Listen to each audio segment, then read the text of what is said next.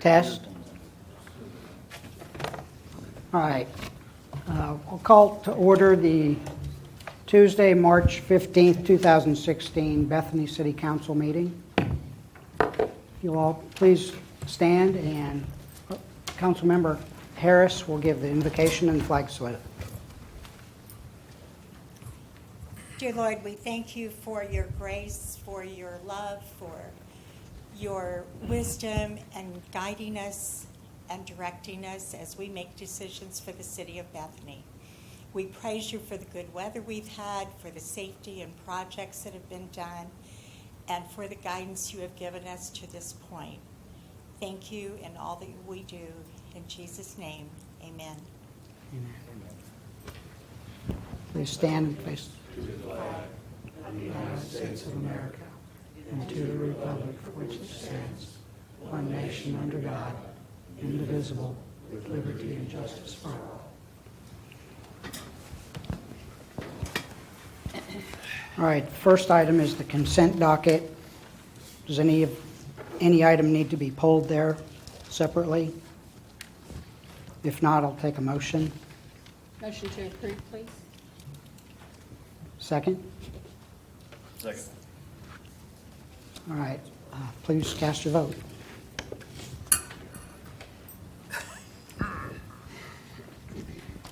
All right. Next item is call to the public. If anyone, member of the public, would like to address the council, you have 3 minutes to do so. Please come forward. Hearing or seeing none, we'll move to item number 3. Consideration and possible action to declare the following items as surplus to the needs of the city and to authorize the city manager to sell the items by competitive bids pursuant to the Bethany Code of Ordinances. Items to be declared surplus are item 1, engine 1, Pierce Saber 50-foot ladder, and item 2 is engine 2, Pierce Arrow 1,500-gallon pumper truck. Is there any discussion on this item? I just have a question. Has the second apparatus been received? I know I saw the first, but have they both been received? No, sorry. No, they have not. The second one, though, has been, as scheduled, has been up, so we are going to get it earlier than we had planned. SR, do you mind coming up and let them know when we're going to get that? So we wouldn't sell No, this we one would until- not lose the second truck till we had the new second truck. Okay. No, the ladder 1 has been moved back to March 21st is the expected completion date. So we're going to go down the following week. Delivery should be April the 4th and the 5th. It's going to be a somewhat time-consuming process. These have to go to bid, so preparing that, listing them, and then negotiating a sale is probably going to take a little while. But we do need to get them out of there so we have room to park the new ones. That's one of the problems.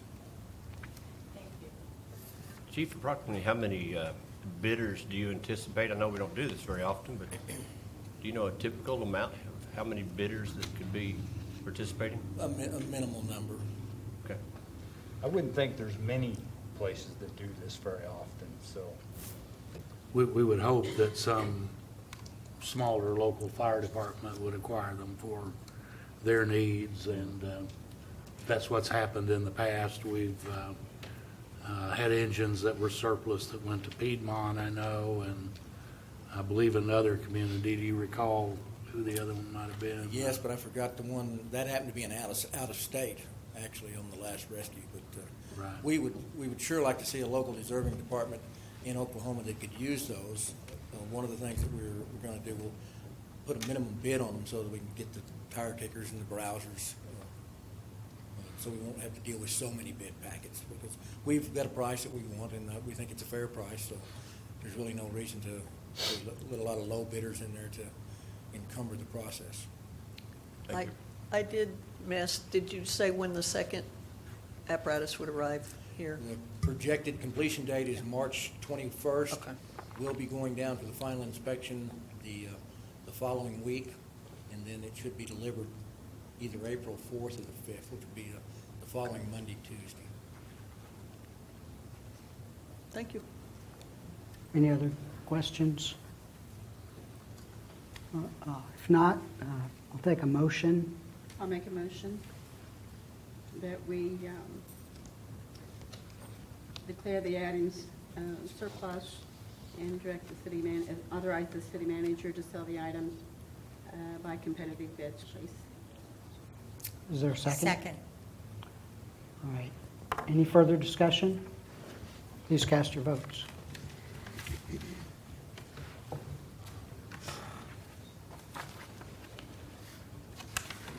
All right, next, discussion and possible acceptance of the administrative draft of the comprehensive plan. Steve, do you have anything? Well, I just like to remind everybody that about a year ago, a while ago, we, I think, sat in this room and discussed the need for the comprehensive plan. And now, it just doesn't seem that long ago, we've got a draft plan available, and that's what we're going to be looking at today. And again, this is just the draft plan. This is not the final plan. And Jeff and Jeff are going to have that for us. So with y'all's permission, go ahead. Thank you. So I'm Jeff Winston, MIG, and with me is Jeff Liljegren.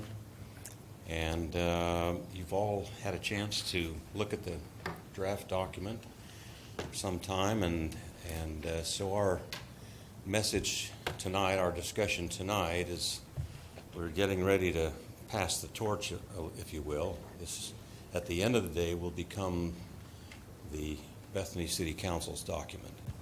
And so our work session today is to begin working our way through it, making sure we understand what you like, what you think needs to be changed, what you think needs to be refined in order for it to become your document. And we have a scheduled meeting work session similar with the Planning Commission later this week on Thursday night. And so you will have from us, through them, through the steering committee, and then the Planning Commission, the comments. You've had comments from the public, and many of you have attended the public meetings, so you have a sense of how the public has responded to the many opportunities for input that we've had through this process. So it'll soon be your chance to, your opportunity to put your stamp on it. And so we thought we'd just talk about three things tonight. We want to talk very quickly about what is a comprehensive plan, just to make sure that everybody's on the same page about what it is and what it is not. We're going to talk only about our 6 core issues, things that underlie the comprehensive plan, and then we'll turn the time over to you for your comments. And we'd love to have some constructive comments on the things that you'd like to see, adjustments you'd like to see made. And so if we can jump right into it. So this is the original 1972 comp plan. Actually, the current comp plan has not been amended since then. And you can see a general pattern of land uses. This was a residential community with some pockets of commercial on 23rd and 39th Expressway. And then we turn to the current land use, and you can see that a lot has happened differently than was originally envisioned in that comprehensive plan, and that's not unusual. Things come up, new ideas happen, things change, demand varies, and people see possibilities where we might not have seen them before, and I can assure you that once the ink is dry on this plan, there will be people who will come forward and have an idea that none of us thought of. And they'll say, and you'll evaluate it.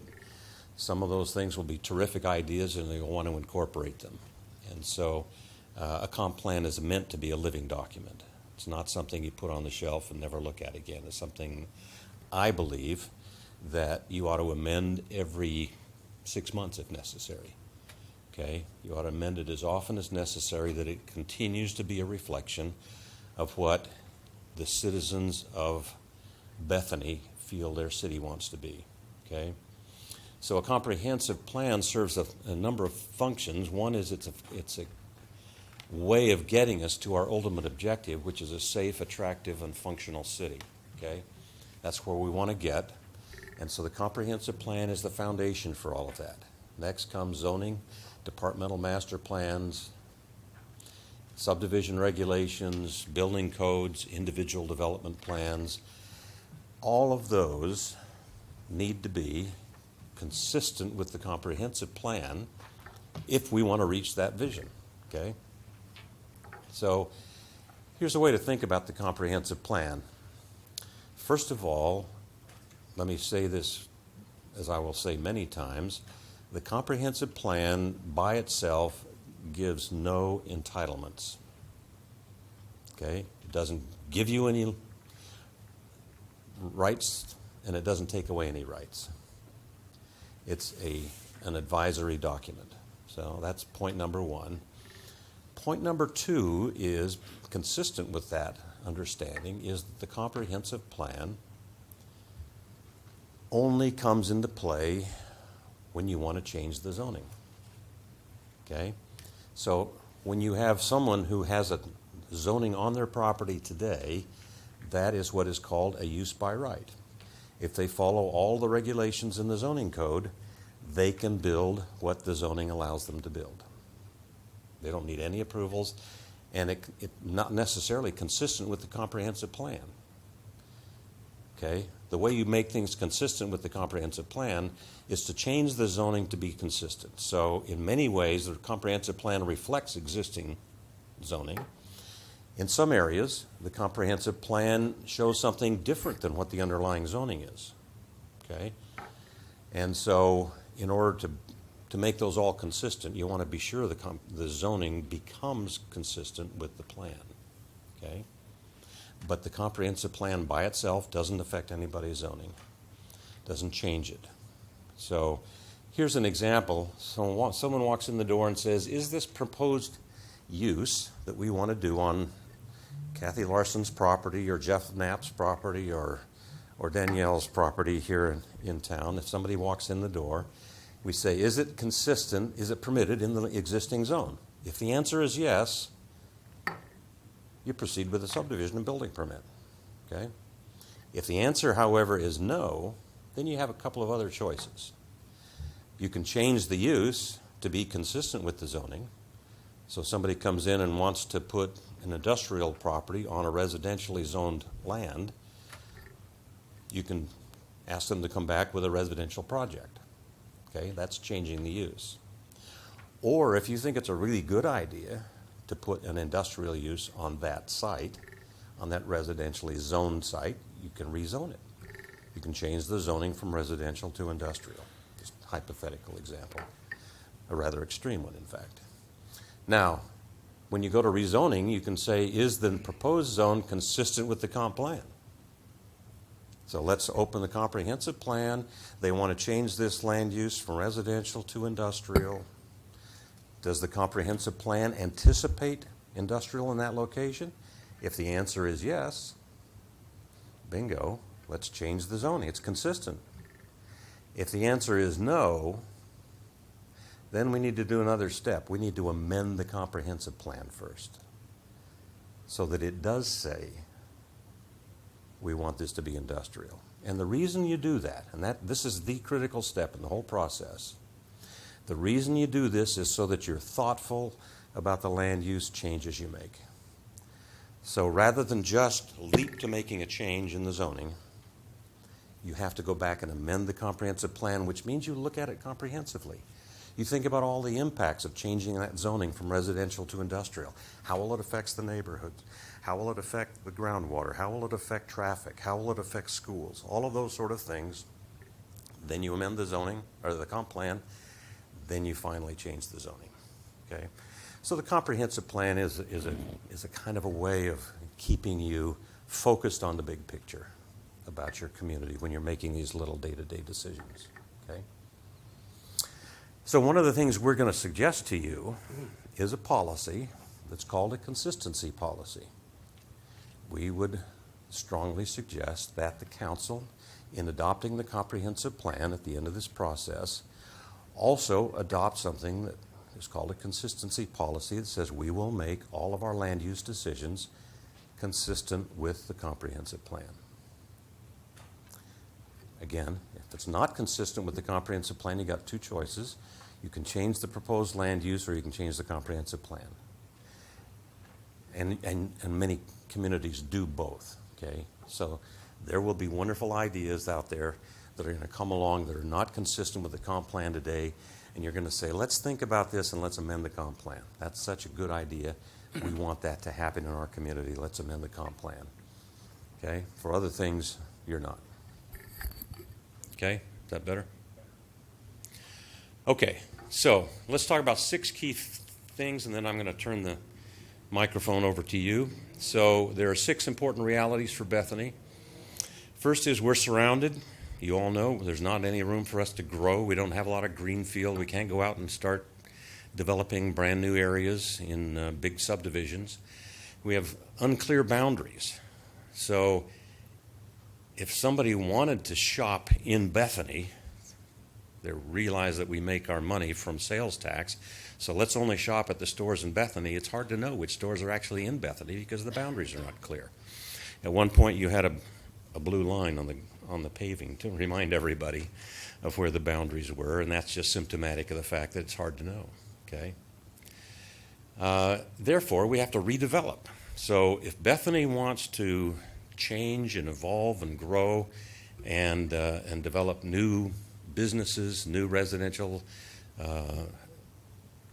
new commercial, it's going to have to happen largely through redevelopment. There are a few parcels out there that are vacant and still available, but they're few and far between. Secondly, we have to clean up, fix up, repair. We'll talk about that in a minute. We're in competition with other cities and with the whole region, so we need to figure out a way to make us stand out when somebody's trying to make a decision about whether to move their business to Bethany or whether they're trying to move themselves to Bethany.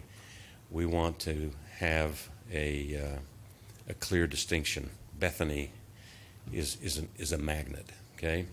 So we want to stick out, and finally we want to diversify what we have to offer so that we can provide more things for more people. Next. We have a lot of remarkable assets. Bethany does have some terrific assets. You have a small town feel.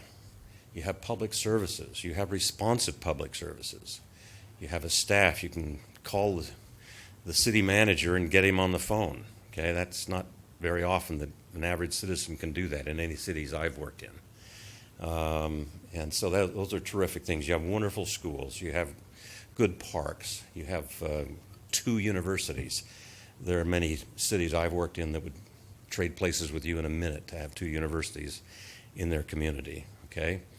But we have some challenges. We have a difficult business environment. We're surrounded by Oklahoma City. We have some appearance, some upkeep problems, not a lot of growth potential, and we have some infrastructure that needs updating and upgrading, okay? So with all of that, the third really important thing to realize is that every community is generally either on the upswing or on the downswing, okay? So, and it's a cycle. So it starts with sales. We get a revenue. The more revenue we get, the more amenities, the more parks, the more sidewalks, the more street trees, the more of everything we have. That makes us more attractive. People want to move here. That brings strong households. Strong households are the ones that coach our soccer team. They're the ones that patronize our local restaurants. They're the ones who serve on the city council and the planning commission. And they maintain and improve their homes, and they then look at how their kids are doing in school, pay attention. Their kids do better. That brings more schools. Schools are one of the biggest magnets for community. And so you've got a terrific magnet in the form of a good school system. And then that brings businesses, you know, good people, strong households, Increased spending power brings more businesses, and the cycle keeps on going. The negative of that is also true. If all of those things start declining, they just become a downward spiral instead of an upward spiral. Next. So, just like businesses compete, you've all heard me say this, just like businesses compete, so do cities compete with each other. How do they compete? They compete on the basis of households and businesses. Okay? They compete on the basis of parks. They compete on the basis of neighborhood quality and services. So think of it this way: if someone's on the highway between Yukon and Bethany, or between War Acres and Bethany, and they're trying to decide, where do I want to open my businesses? They're looking at all of those factors and weighing them and comparing the two communities and making a decision. So if we attract the stronger households and the stronger businesses, we reinforce it. If we are attracting the weaker ones, we're going the other way. Okay? Number 5 is, if we want to be around for the next 20 or 30 years, 50 years, 100 years, we have to be sustainable. Now, sustainable is a kind of a jargony planner word that gets bandied about a bit, but basically it means living within your means. Okay? So being sustainable means living within your means. Income really has to equal or exceed our expenses on a long-term basis. And that's a really important thing that you all deal with every single week that you're sitting behind that desk. And it's going to be an important part of this comprehensive plan. There are a lot of things in this plan that are going to require an investment up front by the city in order to jumpstart things. Okay, so we're going to have to think very carefully about how we do that, and we're going to have to think about how we can raise revenue to cover it. Okay, how do we pay for all those needed improvements? You have some good things, however, and that is, in our public meetings, we've asked that question of the public. We asked them point blank: would you be willing to support an increase in either fees or taxes in order to accomplish the goals of the comprehensive plan? We got a very strong support, both in the surveys and in the public meetings. Okay, so they've already given you a message that they're behind this. This is not a big risky thing. You have strong public, they get it. They know that they have to improve their businesses in order to attract customers, just like the city has to improve its business in order to attract customers. Okay, number 6. Finally, of all the kinds of businesses and people that we wish to attract to Bethany, we don't have enough money. There isn't enough money in any community to go out and appeal to everybody, to do what everybody wants. Okay, each sector of the economy wants something slightly different. So we have to focus. So we've asked the steering committee, we've asked the public to validate who is our target market. Who do we want to appeal to? And that's not to say we're not going to try to appeal to everybody. We're just going to have to appeal to some first and some second. Some more emphatically than others. Okay? It doesn't mean if we say, for example, next, young families are part of our target market, doesn't mean you don't want folks like me moving into Bethany. It just means that I'm not your number one focus. Okay? So when a choice comes up as to whether we're going to target old fogies like myself or young families, you're going to be biased in favor of young families.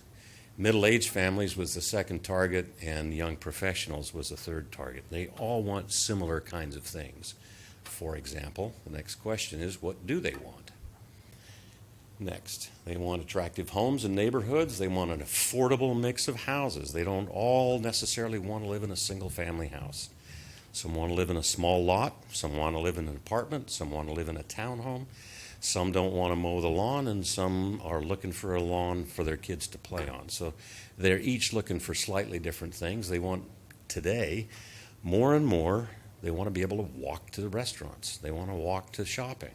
They want to drive short distances to those things and not drive clear across town to Oklahoma City. They want good jobs, and they want to be able to bike. They want to be able to walk and exercise, and they want to see obvious community pride. They want to come to a community that shows that they're proud of themselves, and then they're part of that identity. Okay, so that leaves us back to sort of three principles that underlie the comprehensive plan. If you had to boil it all down to three things, it's how do we revitalize our neighborhoods, how do we get a vibrant commercial mix of uses and really revitalize our commercial areas, and then how do we create unique and interesting places and characters so that we stand out and are recognizable. People drive by and say, oh yeah, Bethany is a cool place. I remember Bethany. Okay? There are many places you drive through and you would have trouble remembering. So you want to be able to remember Bethany. Okay? So all of that's sort of encapsulated on what we call the plan on a page. It's this diagram. And it's over here, and you've seen it in the public meetings, and it's in the document we sent out to you. And around the outside of this are those three strategies kind of captured. And Jeff is going to put that up on the easel behind me. And then I'm probably going to cover it so the people in the back of the room can see it. Paul, can you capture that? This way? Over here. Push it over.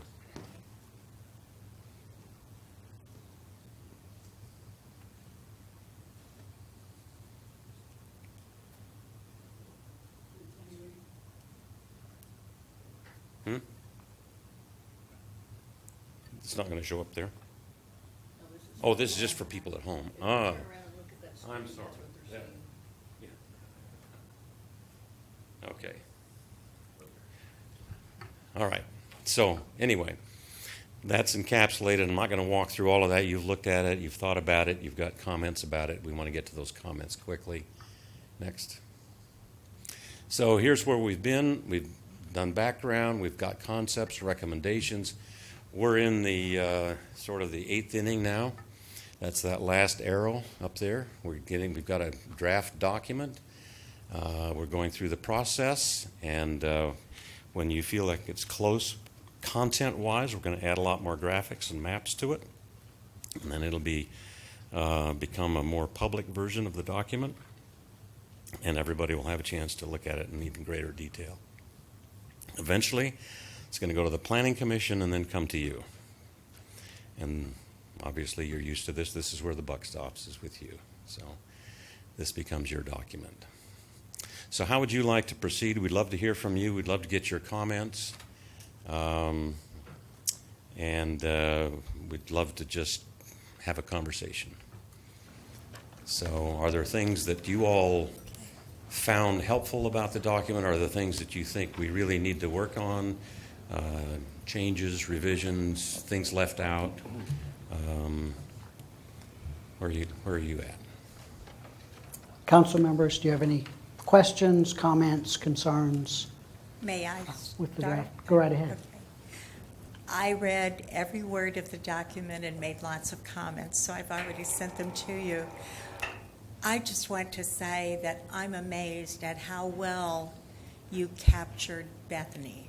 I've read a lot of comp plans. I've been involved in master plans, and too often they're cookie cutter, and too often you just feel like they replace the name of another city with your city, and it's just, boilerplate language.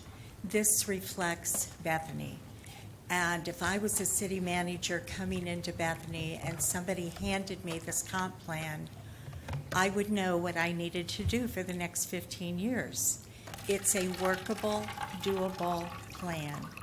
And I really commend you for listening and capturing what we feel about our community and the direction that people want to go. and for guiding us into decisions that I never thought we would make. So you've done a great job, and I'm really, really pleased with it. Well, thank you. Thank you. Do you have anything, Kathy? We've been working on this a long time. We have. and We're not done yet. It's been a journey. My questions are, I have some clerical things, and I have sent some of them, and we'll take care of those outside of here. Thank you. Those are secretarial things. I can't believe there are any typos, but Right. I'm even proofing his webpage, but I don't think that's in my job description. One of the things in reading, I also have read this, and it didn't put me to sleep, so thank you. oh, good. One of the questions that when I was reading about how to make the improvements in the city, and for longer than you've been on board, we have pushed 39th Street. And so my question is, when I got down to page 42, you started talking about 23rd Street. And it seems to me that I'm wondering if we should initially spend a little more effort at that area for several reasons. And I would like for you to either squelch my idea or tell me it's a good idea or somewhere in between. Our colleges, our downtown businesses, all of that is very important. But I think that as a city, we need to be looking at creating the initial impact of goodwill towards developers, first to our citizens, of course, and to show that we are on a forward-moving plan. That some of the things that need to be done there in light of grant money that we have and potential other money that might be available, would we be better moving forward, starting there, and giving the appearance that this is our most, not necessarily our most blighted area, but perhaps our most business blighted area. I think you did use the word in that area being the most blighted. That we're on a cycle of decline there. It's what the words you used. And I guess my question is, should we kind of, though we'll be looking at the whole picture, should we kind of focus there? Will we get more bang for the buck, so to speak, in putting in the sidewalks and encouraging improvement on the facilities that are already there? I mean, we're already starting with 7-Eleven and hopefully with the shopping center there.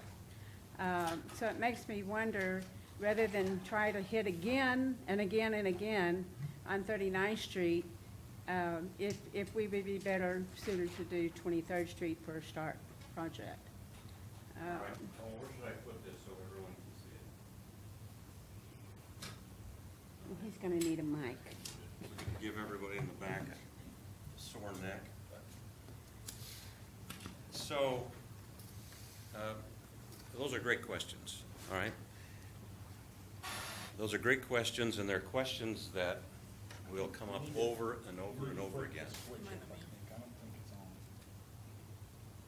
Can you hear me now?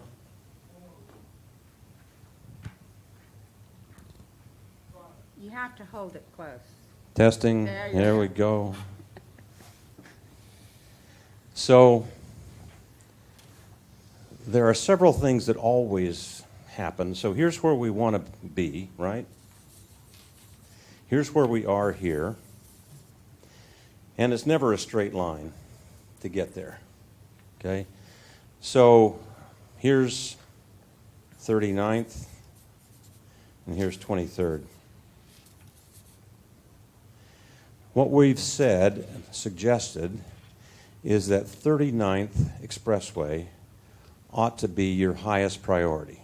And we've said that not because the universities are there.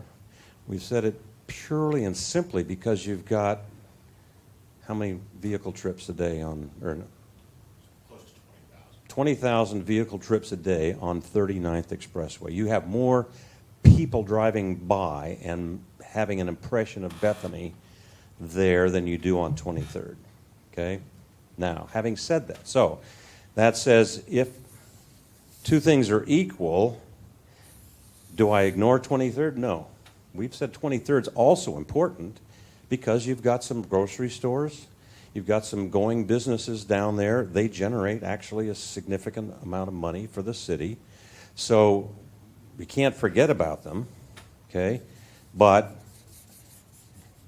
39th is where, if we have to make a decision, that would get a slight advantage. Now, the reality is that when you go along here, suddenly there might be an opportunity for a development down here near 23rd, okay? Does that mean we don't take advantage of that and we wait and wait and wait until something happens on 39th? No, we wouldn't do that. So we're going to take advantage of opportunities as they occur, and then at the end of the day, we will eventually get to our goal, okay? And so it's going to require every year or every 6 months an assessment on your part when opportunities come in the door for you to say, how do we want to allocate precious resources? And I wish I could tell you the exact thing other than the only thing we can tell you is, given a choice, 39th ought to get more attention than 23rd, but you shouldn't ignore 23rd. They're all both important. And it's going to be opportunity driven. And so if you got a really nice big project happening down here on 23rd, I would support that, okay? I would still keep attracting business and opportunities, advertising, showing the possibilities on 39th Expressway, encouraging new development to happen both on the west end of 39th as well as downtown, et cetera, supporting the merchants and what they're doing, et cetera. But if we had to invest public effort and resources, then you take advantage of the opportunities as they come along, okay? But push came to shove, two equal things come in, you're going to say, okay, I do, in fact, favor my oldest child. Or whatever, okay? These are tough choices, and there isn't a formula to tell you exactly how to do that. I wish there were, except that this tells you that we've got 20K cars going by here every day, and anything we do there is going to have more of a visual impact on 39th Expressway than it ever will here. But down here we have some stores that if we allow them to continue to decline, grocery stores, et cetera, if we don't make it an attractive place to go, then we're sort of undermining our own efforts. So this is to some degree where our bank account is. This is where our front door is. Okay. How many cars are on 23rd? It's somewhere around 16 or so, but it's less than 20. So that close?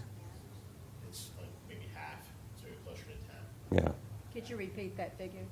It's closer to 10. Not you, him, he's on the mic. Yeah, he's saying it's closer to 10,000 vehicles a day. So is there some- There was no official count on the cars that moved up and down 23rd Street, although there was an official count.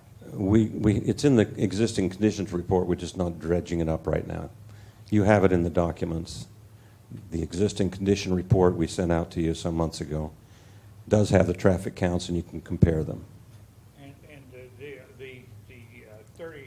23rd and the Rockwell to Council movement up and down those should probably be figured as part of the total vehicles that move across 39th Street, because 39th Street has no appreciable movement across it. Mm-hmm. And except at Council Road. Yeah. This I see as kind of a business of which came first, the chicken or the egg? Yes, it is. And what are we going to do? You have said it's going to be driven by the amount of money that can be raised through sales tax to affect the other things that are happen within the city of Bethany Sales tax and/or water fees. and/or water fees. Yes.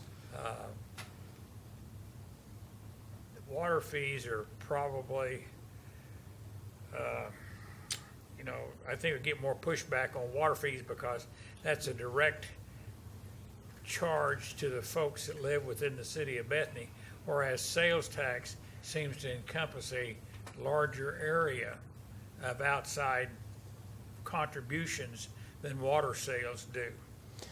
That's true, Councilman, but it's also true that the sales tax is a much more competitive, immediate kind of thing. And if somebody thought they were going to pay more sales tax in Bethany than buying a bag of goods somewhere else, that might sway them more.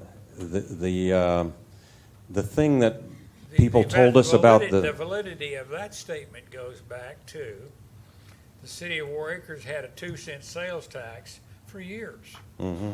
And they even had big signs up there, buying War Acres because you only pay 2% sales tax. Now those people have seen the light and they're at 4%. Right. And if we're going to, So they might follow we're suit. going to use the sales generated on 23rd Street to drive the whole operation of increasing the city of Bethany, then we need to reflect that in what we are doing to that particular area to draw more sales. There is a much larger disposable income area in the area of 23rd Street than there is in the area of 39th Street. Mm-hmm. Do you not agree to that? That's probably true. Although, Most vehicles that go up and down 39th Street are transit vehicles going from across the city to get outside the city. The ones that go up and down 23rd Street already are live here. generally driving 25 to 35 miles per hour Mm-hmm. and not trying to get home. Mm-hmm. And I feel that the most important thing we need to do is drive 23rd Street to be our cash cow to improve the rest of the city of Bethany. And to do that, we need to increase the standards on 23rd Street. Right. Granted, it has kind of gotten long in the tooth, so to speak, over the last 15 years because we have not really offered anything to that street except maybe an overlay on it every so often. Correct. But the largest portion of our city lays in the 23rd Street as far as population goes, and it also has the largest disposable income of any of the areas that we're speaking of. I think that's possibly true, although, just Well- put it on the wall back there maybe or something. I think that there's another, this is art as much as it is science, okay? In terms of where do you start? This is more of an art than it is a science. Okay, It's chicken and egg, you're right, and how do you puncture into where do you come into the circle? How do you soft step among a crate of eggs? Yes, right. Let me put another perspective, and then I want to come back to Kathy because I don't think we finished your thought and comments. But there's another thing going on with 23rd or 33rd Expressway, 39th Expressway. On 39th Expressway, you have pretty good bones of a downtown, okay? You've got small shops, you've got little streets, you've invested in some brick sidewalks, you've got some period light fixtures, you've got the makings of a pedestrian-oriented network down there, okay? So to lift that up to the next level is much less of a cost, actually, than trying to totally resurrect 23rd Street. Besides the fact that where on 23rd Street do you start? You've got businesses along a good portion of it, and you've got needs along a good portion of it. So where would you focus?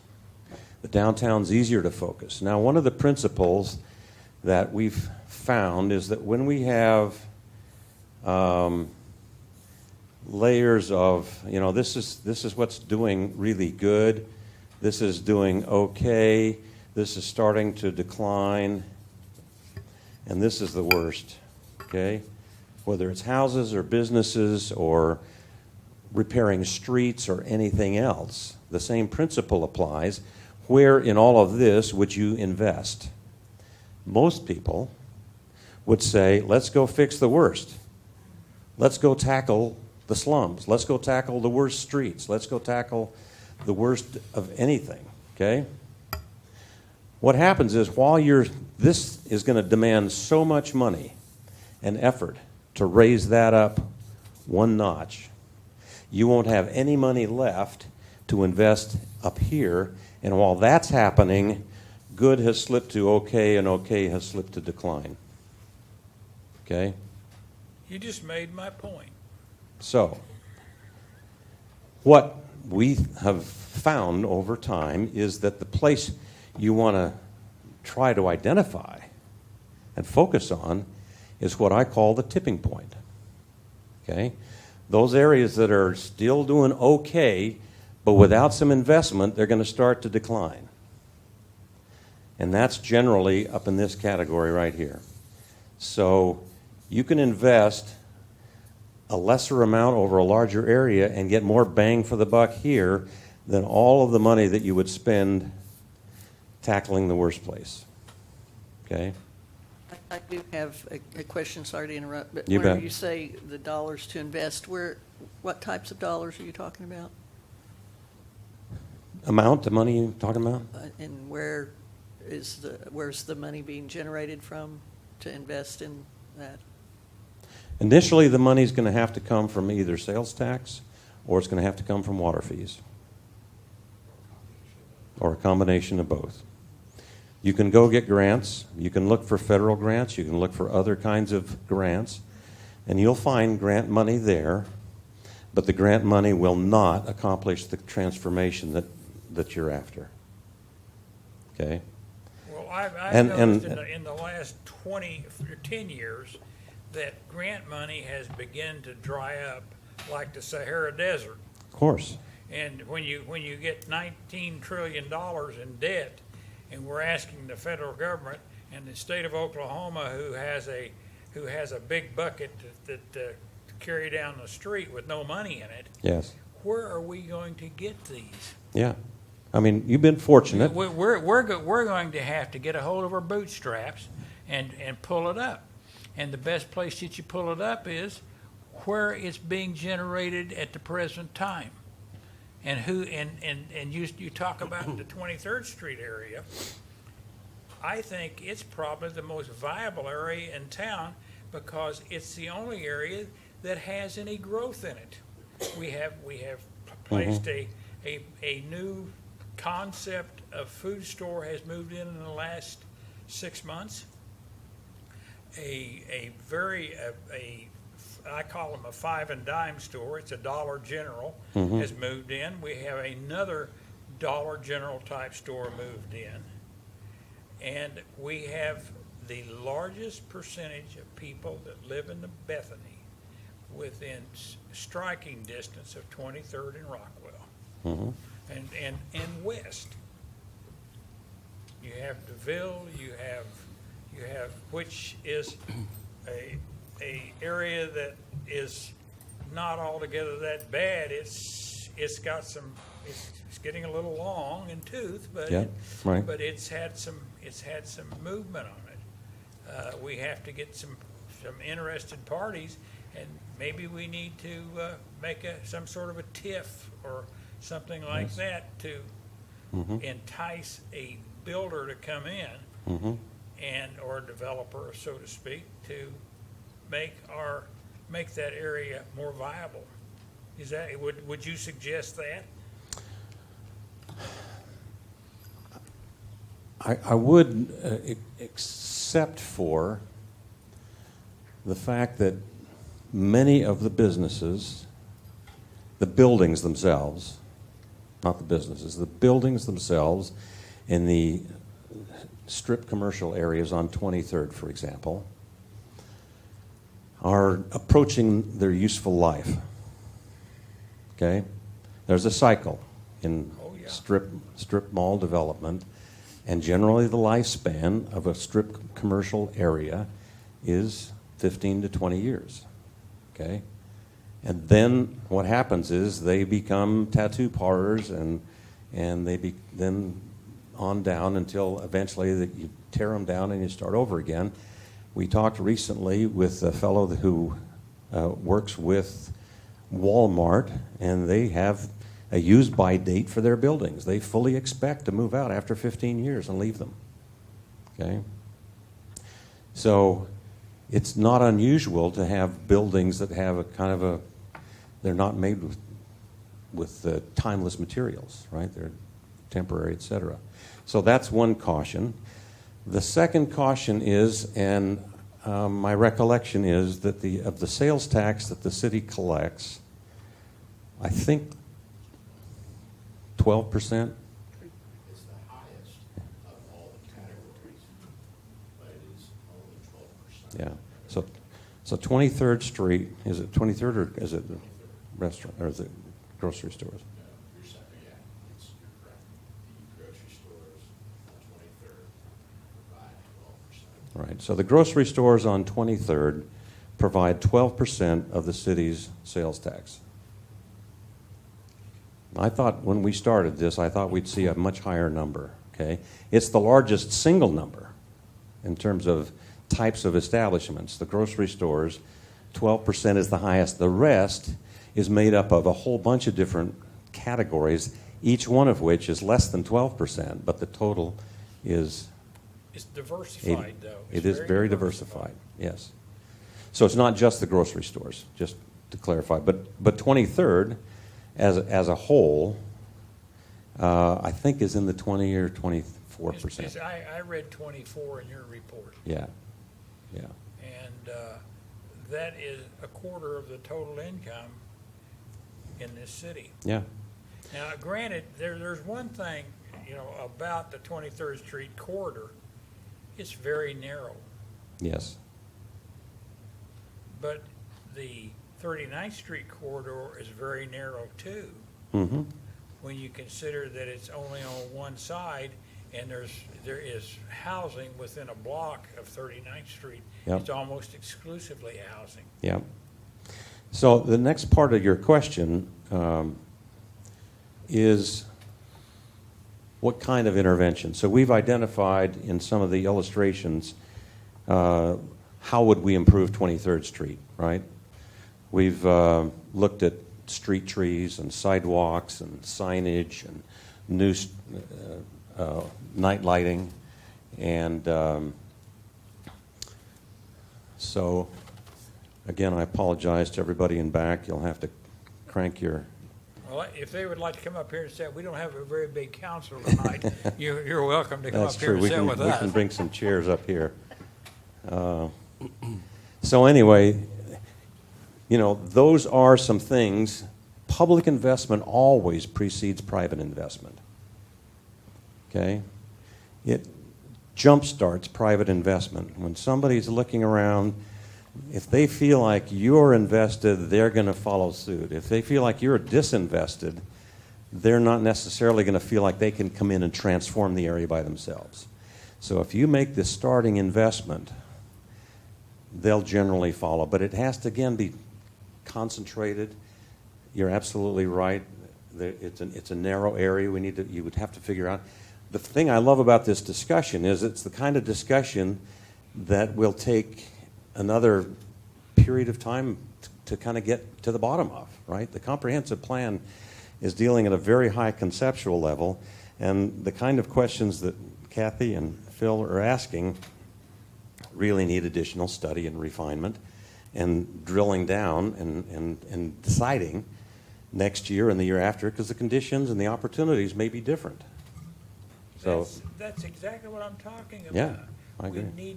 We need to drive 23rd Street investment to generate more sales tax so that That's great. so that we get the Mhm. the cyclone going, Yeah. so to speak.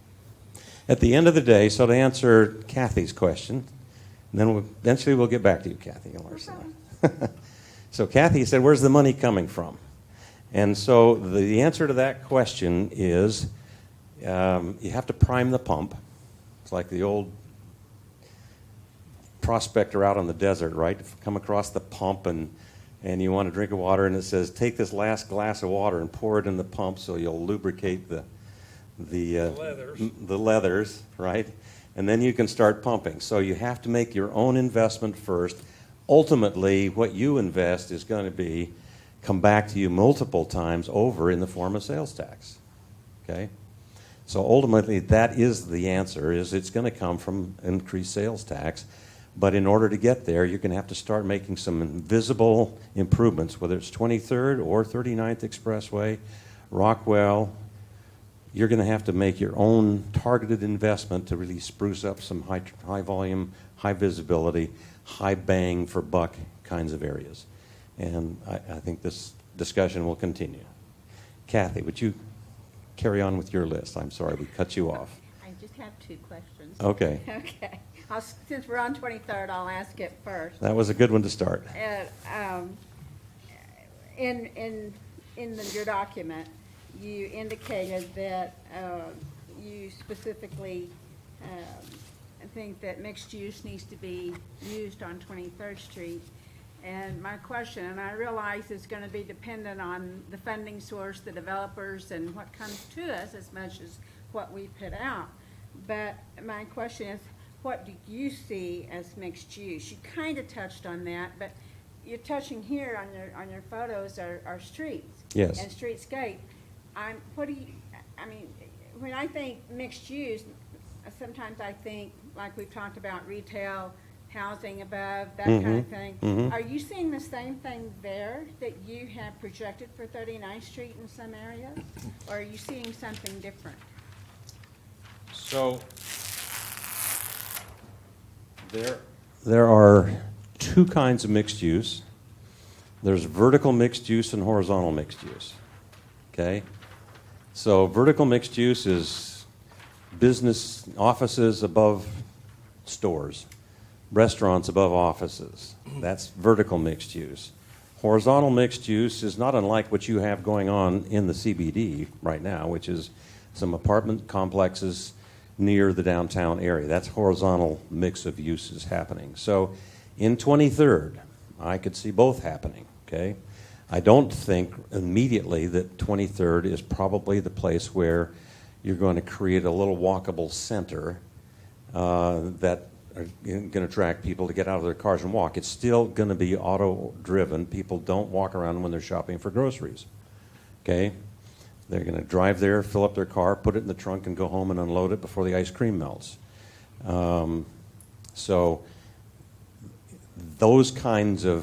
that kind of shopping experience, it takes 4 blocks of it, like you have in the downtown, to be successful in a kind of a vertical, mixed-use, pedestrian-friendly kind of, center, okay, mixed-use center. So it's more likely going to be horizontal mixed uses over time. And the most important thing to your question is that the city isn't actually going to do that. The city isn't going to do any development other than in the public right-of-way. You're going to depend on attracting property owners who own properties or who will come and buy properties to upgrade them. So, we showed in here with some improvements, it might become attractive for somebody to put an office building down there on one of those vacant properties between some of the commercial centers, because it's now a nicer address on 23rd, for example. Okay? Am I answering your question? Yeah, kind of, sort of. I have to be careful, because when I hear certain things and it creates a vision, Yeah. and I'm sitting here thinking, okay, not respect to the PC traffic, PC West traffic, and what the traffic's like when they're going to and from school. Yeah. But I'm thinking, okay, 2-lane bike ride sidewalks and all this shopping, that I don't think that's practical at this point. But who knows what the future will hold. And I also have it on 39th Street, I had a question. While you're thinking about that. So when we're thinking about 23rd and we're thinking about it from a mixed-use perspective, the other aspect of this is currently it's all zoned commercial. You don't have any housing happening on 23rd Street itself. And so one other part of this is looking at including additional uses into your zoning code that you currently have and allowing for that residential to occur on 23rd. And so in a sense, it's more about not vertical mixed use, but maybe a higher intensity of, intensity meaning closer in proximity to each other, mixed use of single uses, so residential next to commercial, something like that. Over time, as the population rises, you have more people on that corridor, living, buying, selling, then at some point maybe it becomes more viable for it to go more vertical. But at this point, maybe it's just a more intense version of single use that's horizontal mixed use. Does that answer your question? Are you saying develop it something to the order of CBD?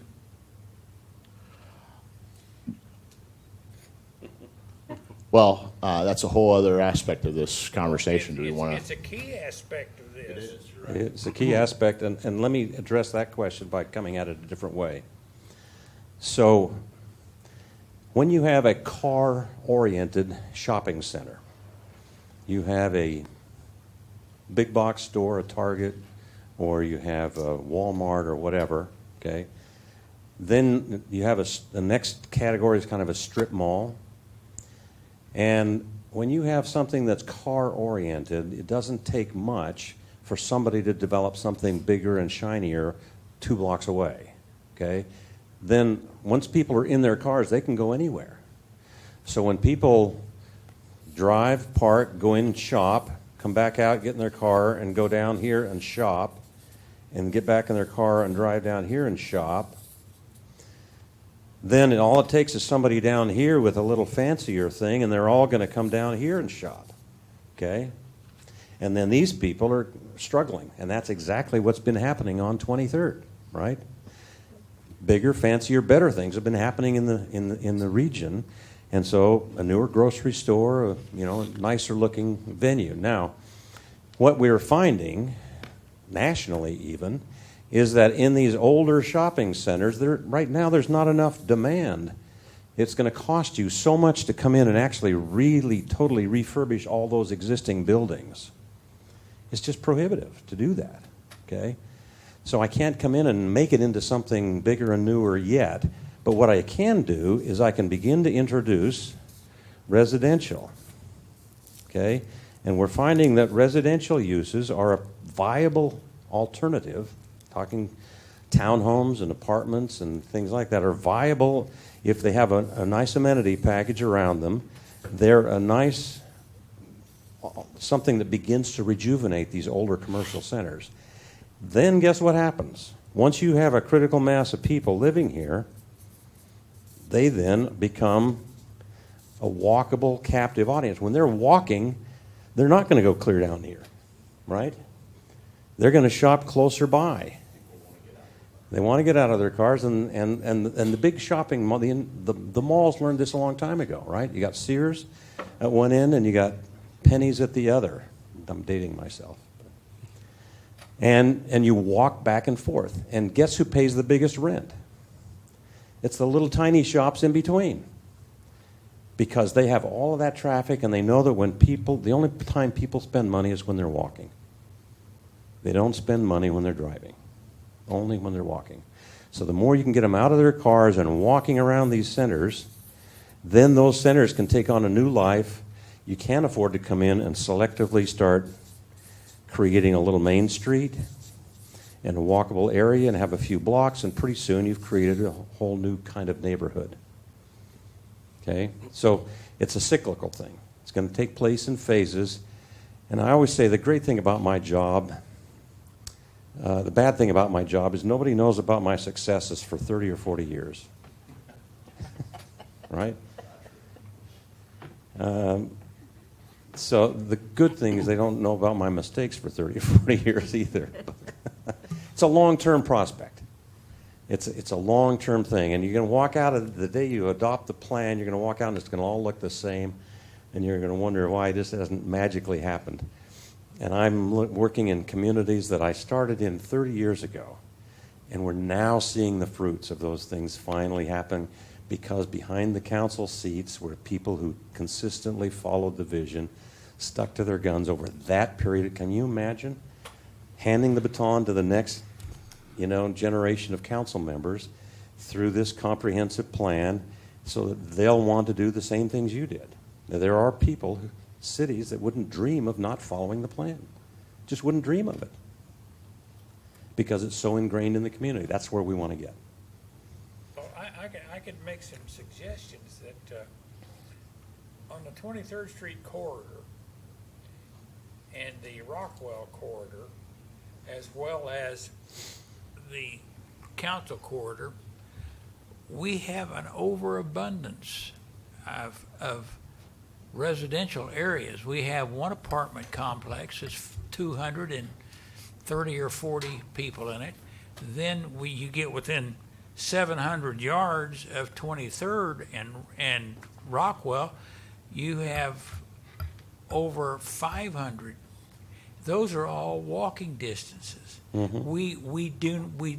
But you go down and look, and all you see are goat trails of where people walk in the grass. Yes. And that's a very small amount of money to pave a all-weather walking area, as well as possibly make them wide enough to use them for bicycle paths. Yep. I know I would certainly hate to ride a bicycle out on Rockwell at any time of the day, night, Of course. or 23rd Street, because it's dangerous, and we can't put our citizens in danger like that. But we do have a as you say, in building in that particular area. We just need to make as you have shown in your drawings or your renderings there, that make it look more attractive.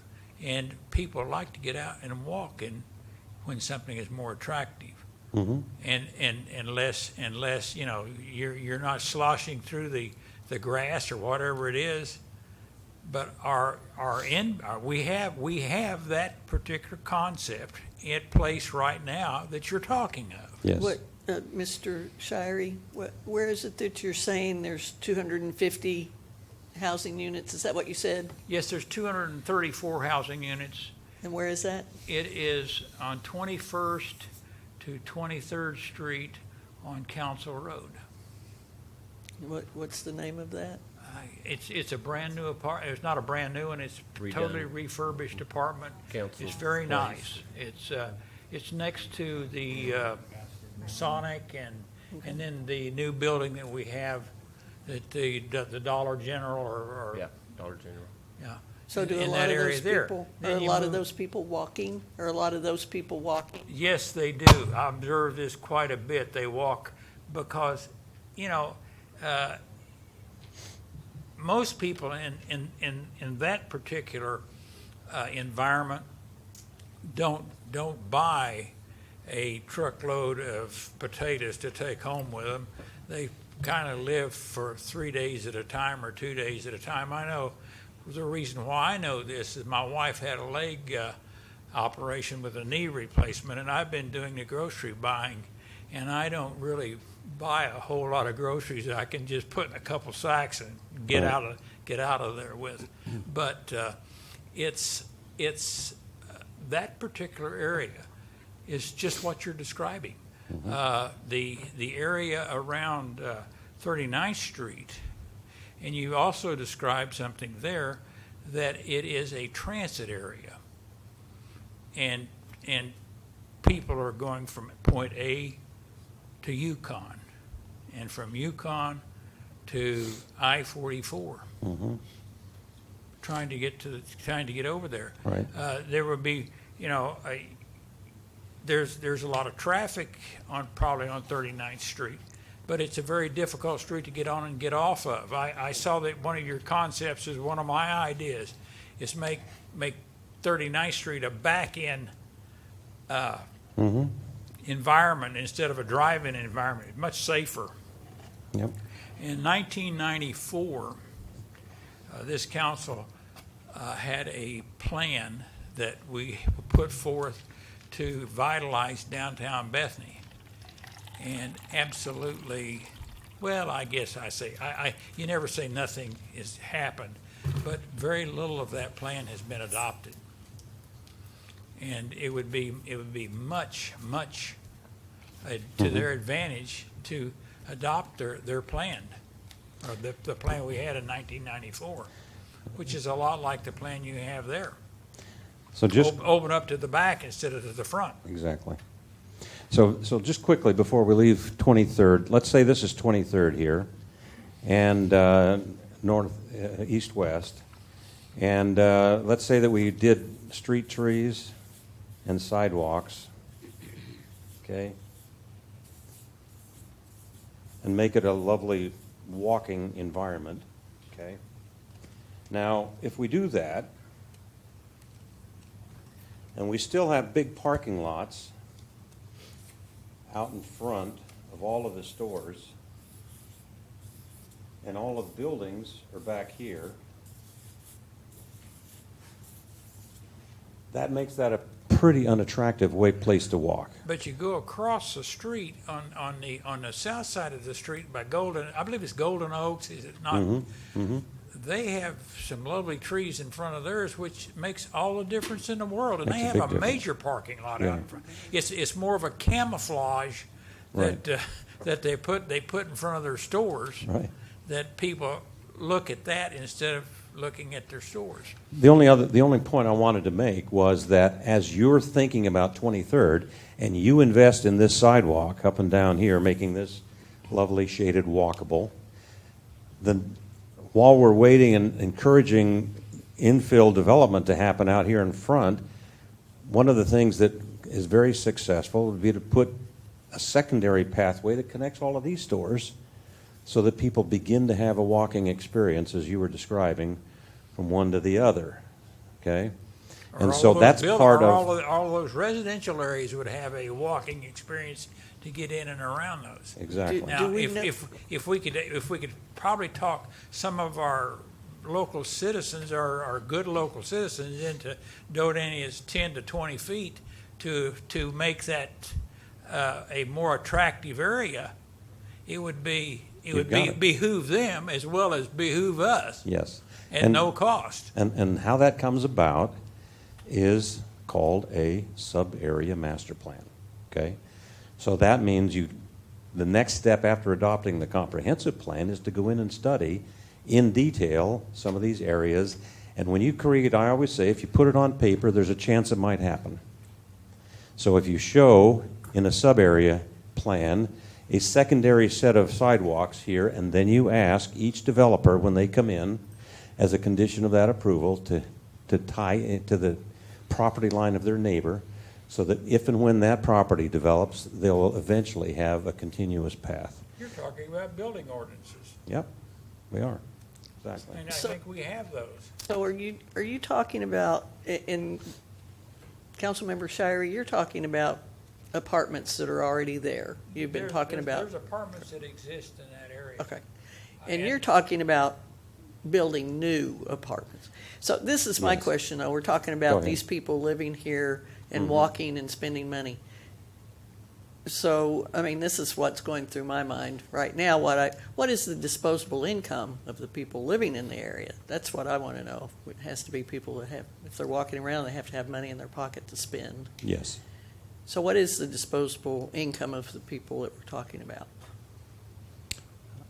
You know, I don't know that. No. I can't answer the question, but I'm guessing when Mr. Shirey is talking about the income of the region, of that part of town, he's casting a much wider net. I'm casting a pretty wide net. I Yeah, am. yeah. But In the immediate vicinity of 23rd, I'm guessing that the buying power is fairly low, fairly Well, modest. I think it totally depends on where you talk about it. Yes, If, where like you're talking Mr. about. Shirey was talking about the apartments right behind Sonic and Dollar General on Council Road, there's two sets of apartments there. The buffer Council Road and a very nice neighborhood that I think the disposable income would be very reasonable. What I'd like to, my mind is sitting here hearing all of these points, and they're amazing points, and they're points that the public has given to us, and Mr. Shirey has brought. I mean, all these points are wonderful, and the fact that we're talking about 23rd Street, and then we'll waffle to 39th Street, and we leave one to go to the other bothers me, in that I happen to be the dad of 3 boys. And when they were at home and we were raising these 3 boys, if I happened to go to one and concentrate on one too much, I had issues Right. with the other 2. Right.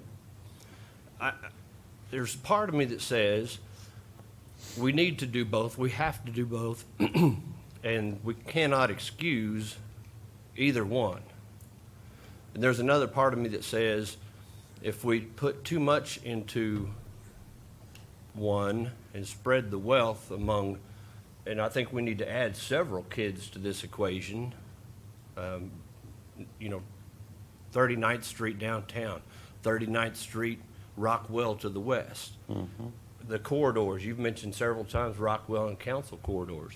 We have to involve all those kids together as a team. Yes. And we can't leave out the industrial park across from Wiley Post. We've got to have all of these components and do them all well, or our plan is Yes. not successful. Right.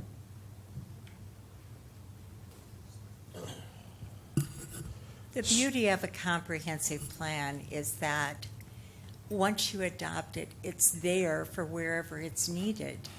And, if it's like most cities, something's going to come along that wants to develop on Council Road or Rockwell or wherever we haven't agreed to focus first, but we're going to jump at that because it fits within the total comprehensive plan, and we've just taken it a little out of order. It's going to get tweaked a lot, but we're all going the same direction. So I don't think we have to sit here and say, we're definitely going to do 23rd first, we're definitely going to do 39th first, and then have something come along magnificent on 36, and we go, oh, maybe we should do that one first because they want to develop there. So it'll work out as a total plan. I think in affirming what you're saying, Ms. Harris, is here we talk 23rd and 39th, and I would, if I were a betting woman, I would say something's going to come up, maybe out at the lake or on the east side, that somebody wants to develop, and to heck with all we're talking about here, because it's all going to be dependent on who comes to us. Yes, we've got to be prepared for them, and yes, we have to, we will be prepared with having a tool that we haven't had in the past. We will have a vision, we will have a plan, and we'll have the guidebook that we need to move forward together and not piecemeal things. Like for the last 8 years, I have felt that we have piecemealed things as the council. There may be some in this horseshoe that don't feel that way, but that's their prerogative. Well, I think I that don't with the think we're current piecemeal development, things. I think our comprehensive plan was out of date. it's out of date, and this is, like you have said repeatedly, it's only as good as we use it. It's like if you read a book, you read the book, you get the content. If you don't read the book, you don't get the content. So we get the usefulness only if we use it. We have current development at the Children's Center. We have current development going on at 7-Eleven at 23rd and Council. We have SCU. We have 23rd and Rockwell, possibly a library in between. So if the bond issue passes, and so every one of those is going to generate enthusiasm. And to me, even though we haven't agreed on everything, and we still don't agree everything with you guys or corporately, at least we have something to work with. And I think it's not set in stone, that we can make changes as we go. And I think if we know that as a council and P&Z knows that, then I think we will have succeeded in what we were hoping to accomplish from the get-go in our comp plan. So for that, I also will thank you. One last question on 39th Street. I want to know two things. Fire away. If the business owners between Ashbury and College were contacted about the streetscape you were proposing, and did you happen to consider doing away with the angled parking altogether? And I know we're dependent on ODOT on what we do either way, Right. but just doing away with all the parking on 39th Street and finding that parking behind everything. Was that an option that was explored? I'm just curious. We did think about that. Now let me start with the last question first. So we thought about getting rid of the angled parking, and keeping the angled parking isn't easy, particularly with the little frontage road idea. It would be much easier if it were parallel parking, be a slam dunk if it became parallel parking. What most downtowns actually have isn't enough parking on the street to serve the merchants. What it is, it's called teaser parking. So you drive by and you think you're going to find a parking space, and you slow down, and then when there isn't one, you pull around the corner and there's parking behind. And I had lunch in the Stray Dog today, and big sign that says parking in the rear. So there happened to be one space, but if I hadn't found that space, I'd go around the back. Okay, so it's not necessary to have as many parking spaces, a huge number of parking spaces out front. Merchants will all fight for them. They think that their business depends on them. Once you establish the habit of making it attractive and easy to find your way to the parking lot, that'll become easier for most people, and they'll do it. So we thought we'd have to approach that in 2 stages. I think the other part, with any idea that we've presented from a design perspective, it's just an idea to get the conversation going. It's not a beginning and an ending of the conversation. If you want to look at ways to decrease the amount of parking on 39th and utilize that space for more pedestrian amenity or other opportunities, go for it. Do it. Make it happen. I think when we were doing that, we were just trying to come up with a concept that was conservative, frankly, in some respects, in terms of respecting the parking that's already there, but then also trying to come up with an idea that doesn't take away the functionality of the transportation that's working there, but creates... What did the store owners say they wanted? It was not really driven by a question of what the store owners wanted. It was more of exploring how could you make your Main Street a gateway in itself along 39th Expressway as an alternative to, say, a monumental signage type of idea. So am I reading that you did not consult them? We did not have an explicit conversation with any of the store owners in terms of a specific streetscape idea right in front of on 39th Did you Expressway. contact them about the comp plan at all? I know that. Yes, we a did. couple We of had them were- we had they were a on the committee, but there was a focus discussion. We had an interview with them at the beginning of Okay. this process. okay. Yes, so they were definitely consulted. And what we showed kept all of the existing parking, okay? So we felt we were respecting what they have today. kind I'm of trying to make it a perspective little bit of bigger. on our ongoing businesses around here. Well, you must also think that if you don't have parking out in front, they're not doing any business. If they're having parking out in front, Right. and you have a hard time finding a place to park, and you go around and back, and it's very presentable in back, they will have a very positive attitude. Exactly. On it. The only thing, let me just add one other thought, and then I'll move on, is that some parking on the street is a buffer between the traffic and the pedestrians, and it makes people feel safer walking. If you got rid of the parking in front altogether, then you would feel like there are streets like that where we live, and there are streets like that in other communities. You've been on them in Oklahoma City, and cars are roaring by, 3 or 4 feet away from the sidewalk. It's not a pleasant place to be. So having a buffer of parked cars slows everybody down, provides a feeling of protection from the cars, and then it provides some convenience parking, one way or the other. Okay, another question. You asked me. Good now, thank You're you. good, thanks. So Jeff, I just have another Randy? comment. Through this process, I've watched and developed an abstract value in my mind that we have invited citizenry and business owners to participate. We have heard them. You guys have obviously translated that into this document, and there's a value there within their attitudes of I'm being heard and I'm being listened to, and my opinion counts. And that, to me, is a very valuable asset. Just the process itself, and you guys in your process of making this happen. That in and of itself is a driving factor that our business owners needed to hear for many, many years. And I just want to tell you, I appreciate that and the process that this has taken us and the road it's taken us down for positive communication. So I appreciate that. Where do we go from here? I noticed that this says discussion and possible acceptance of an administrative draft.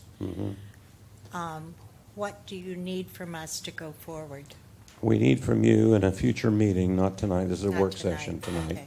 It's just a work session. We just wanted to begin to address your questions, provide explanations where things are not clear, and then suggest that you take another good swing at it in the next week. When is the next council schedule? Be sometime around the 2nd or the 3rd of April. No, The- it'll the be next 5th of meeting's April I'm sorry, 5th. the 5th of April. Yeah. 28th. So Jeff is telling me that the 7th of April is a public open house, and that'll be just boards up and people, steering committee and others helping to come and answer questions. So it'll be open for a period of time. People can drop in. It's not a formal meeting, but they have to be there at a certain fixed time. April 19th will be the city council reading of the final plan. April 21st will be a presentation of the final plan to the Planning and Zoning Board, where they will be asked to provide a recommendation. And then May 3rd, it is slated that we would be presenting the final plan for adoption. That is the general timeline for the remainder of the process. Does that answer your question, Councilwoman Harris? Yes. I just didn't know if we were to just keep commenting tonight or if we're trying to narrow it into a direction for you to go from here. So this work session is to get your direct feedback. However, the planning department and Danielle has presented all these documents to you in email format that you've had for over 2 weeks. And we're looking for any input from any city council members, from the Planning and Zoning Board. We've also provided this to the steering committee and the technical advisory committee, all with the expectation that you would be reading through it and provide us with any feedback or point out anything in the presented admin draft that would be, shall we say, a flaw or a point of failure. Something needs fixing, you mean? Yeah, there you go. Nothing's a failure, just fiction. Okay. Other observations, areas that you think need to be highlighted, strengthened?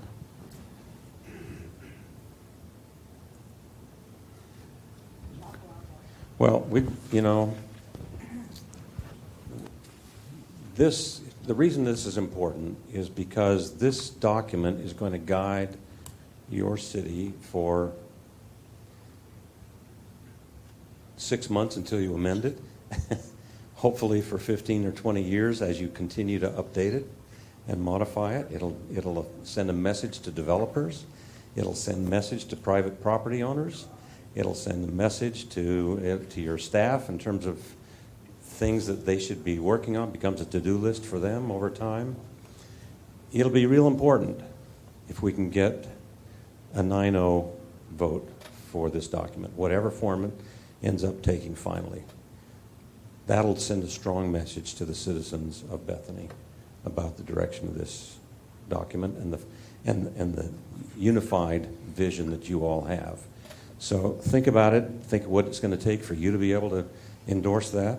And if there are things that you think you've given you some heartburn, bring them up amongst yourselves, with us, any way you want to. Let's talk about them and see if we can't find a way to reach agreement on whatever might be a concern and get to a point where we can have a unified voice on this document. I do have some questions. Okay? Some things that I think are important. Good. And, maybe they're not so important. But the car counts on 39th and on 23rd, I feel like that's important for us to know what those are, because Okay. that's going to drive what developers think. They're going to look at those things. Okay? So, Not too hard to get.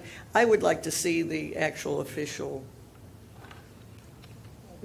That was in the document. Is that in the document? if you could just, if that would just be emailed Yep. to me, I would appreciate that. Okay?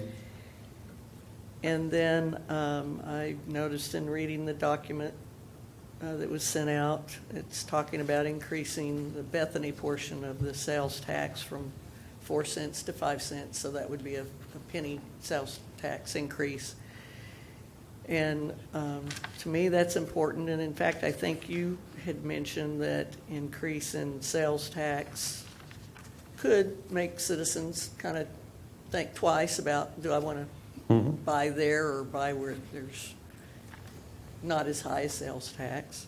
So those types of things are what I think about. Yeah. And so I'm just bringing this up, food for thought, to think about these things. Great. Another thing is the percentage of what is brought in from the grocery stores. I would like to have that. See if we can't in nail that down for you. Okay? Hard figures, to know what the true percentage of sales tax from the grocery stores on 23rd, what that is and what it is up on 39th Street. Just a word of caution, we're not privy to know exactly how much sales tax an individual business. We only know it by category, so we'll do our best. No, that's fine. It doesn't As have a to be, businessman, doesn't have I to can say tell you it's somebody's very name on it. proprietary. Yes. I'm telling you, I'm not going to let you know how much money I do. Exactly. No, it doesn't have to have a business name on it. That's not what No, I'm asking it's just a for. You category. don't get it that way. Right.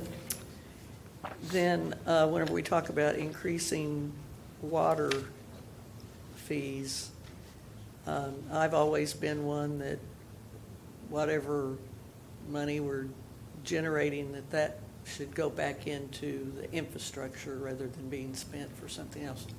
Not that we've done that. Right. That's always been my goal in my mind, is that the utilities are self-supporting so that we can keep our infrastructure up and running. Because if you don't Right. have your infrastructure, you don't have a lot. So right now, our water and JR, I'm not trying to put you on the spot, and if you don't have this information, don't sweat this, just kind of maybe later get me some information, but what all are our water fees going toward right now? Can you elaborate a little bit tonight on that, or do you rather get with me on that later? Okay, that sounds fine. So, I just Okay, think. good. These are great think about questions. money a lot. Yeah. Where it's going to come from. A lot of the things I read in the document is that the city's going to be providing loans for different things, those types of things are my concerns. I like to see money coming in rather than money going out, I guess is my Yes. main point. Sure, So, I agree. So I those feel- are just to, those Yeah. are things that you can talk to me about and help me with. Jeff, one thing that I've kind of been pouring over in my mind also is if we could have, I don't know how to do this other than just ask for it, a rough percentage, if you will, of our, let's take our water lines and our sewer lines. I know we've been not concentrating on streets near as much as what, well, we haven't. And but we have sewer and water lines. We've done fairly decently on those as far as keeping them up and replacements and such. And I'd like to know where we are in relation to what a percentage of our older water lines and sewer lines are still yet to be done. And you can give me an area, I don't care. You can give me a footage, however you have that information. As long as we're asking for stuff, that'd be kind of nifty to have. Randy, I think most of that, Aliens. It's that mouse. most of that information that actually the both of you have asked for, that information is available all the time from us, if you want to ask for it, as far as the. Okay. the We just did. all of that, we'll come up with that. Okay. Yeah. Yeah, we'll get that out to you. as Thank soon you. as we can. Okay? Oh,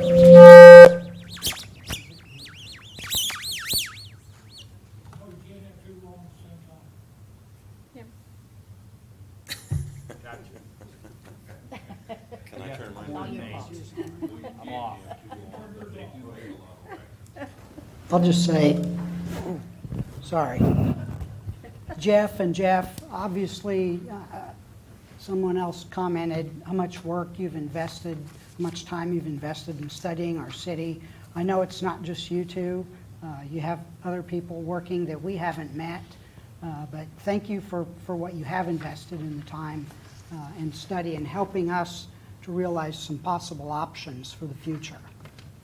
I know a lot of these things that we've asked about that you've placed in there as ideas. They are ideas. They're options for us to consider. So I just want to thank you for that. I just thought of another question too. Whenever we're talking about the mixed use and having livable space and then retail space underneath it, are we putting in the document that there is to be guaranteed a certain percentage of retail space?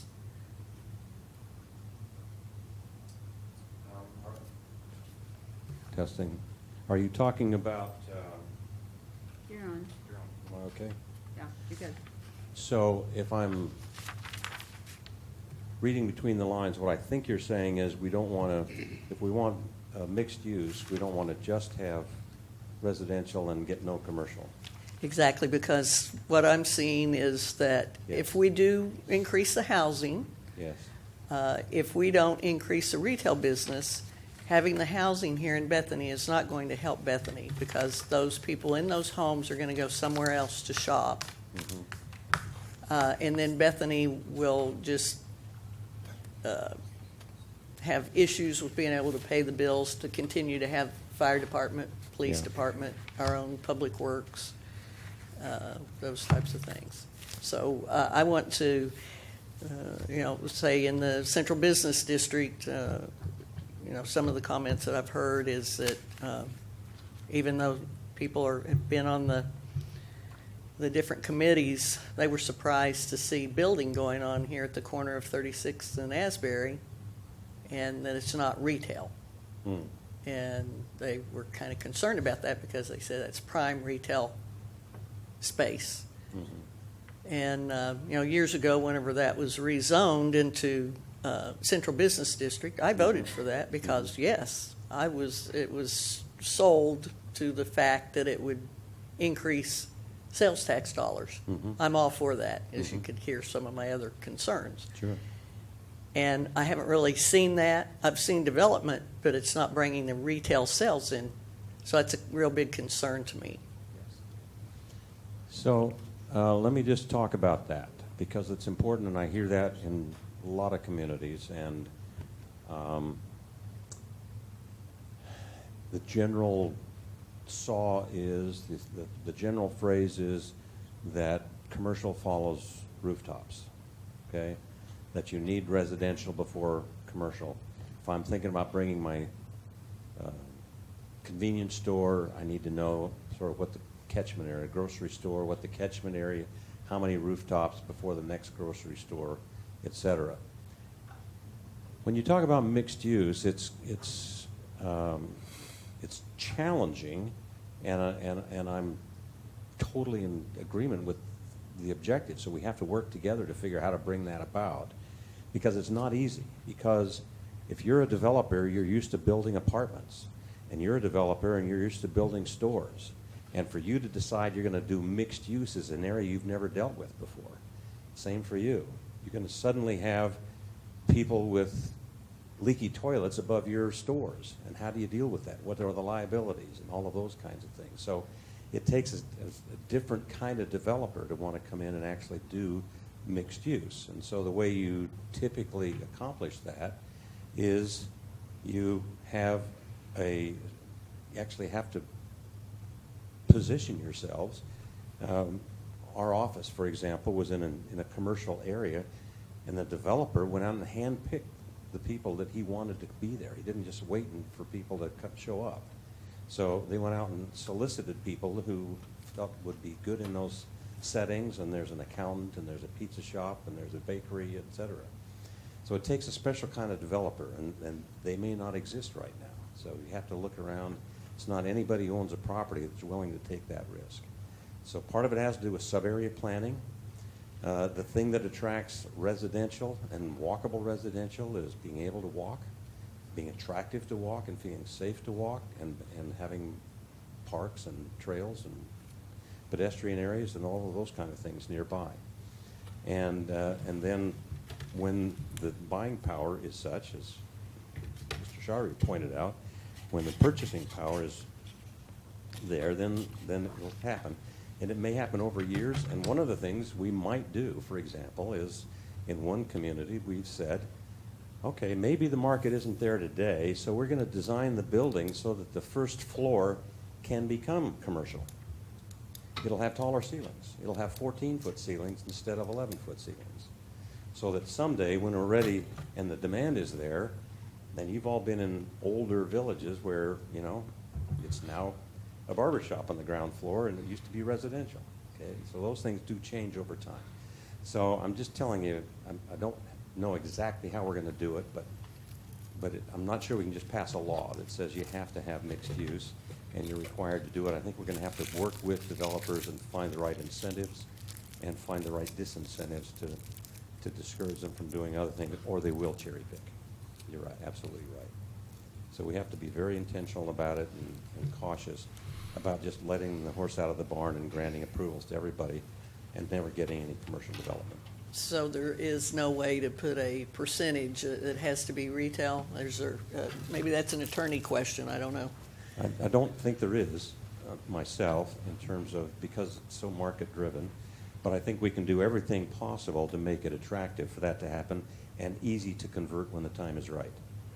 If I were going to come in and build something, and I don't think I could promise you that I would have 15% commercial. Now, in some places, the developer has been willing to subsidize it so that the commercial happens until there's enough business to take place. But we're a long ways from that. You know, one thing that we haven't discussed, or I haven't heard discussed, is we haven't had a economic developer in place for, has it been a year now? Oh, yeah. So, and I personally have a love-hate relationship on that kind of a situation, because I think there's other avenues that you can accomplish what, in a small town our size. Do you feel that, you know, I may be an optimist at this position right now where our state government is broke and or on the verge of broke, and the oil business is going this way, but I hear it's going up, you know, my gasoline's going up. So I'm going to think optimistically that we're going to be we're laying the groundwork here to be in the move forward, to be ready when the boom hits. And so with that said, how important do you think that position is for a city of our size?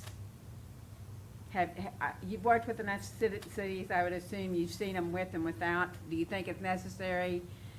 Is our staff, now that you've worked with them, competent enough to move forward? Do they need help? You know, what would you say in that situation?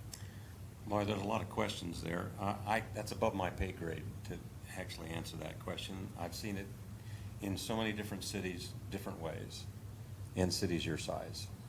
I've seen some with economic development directors and some without.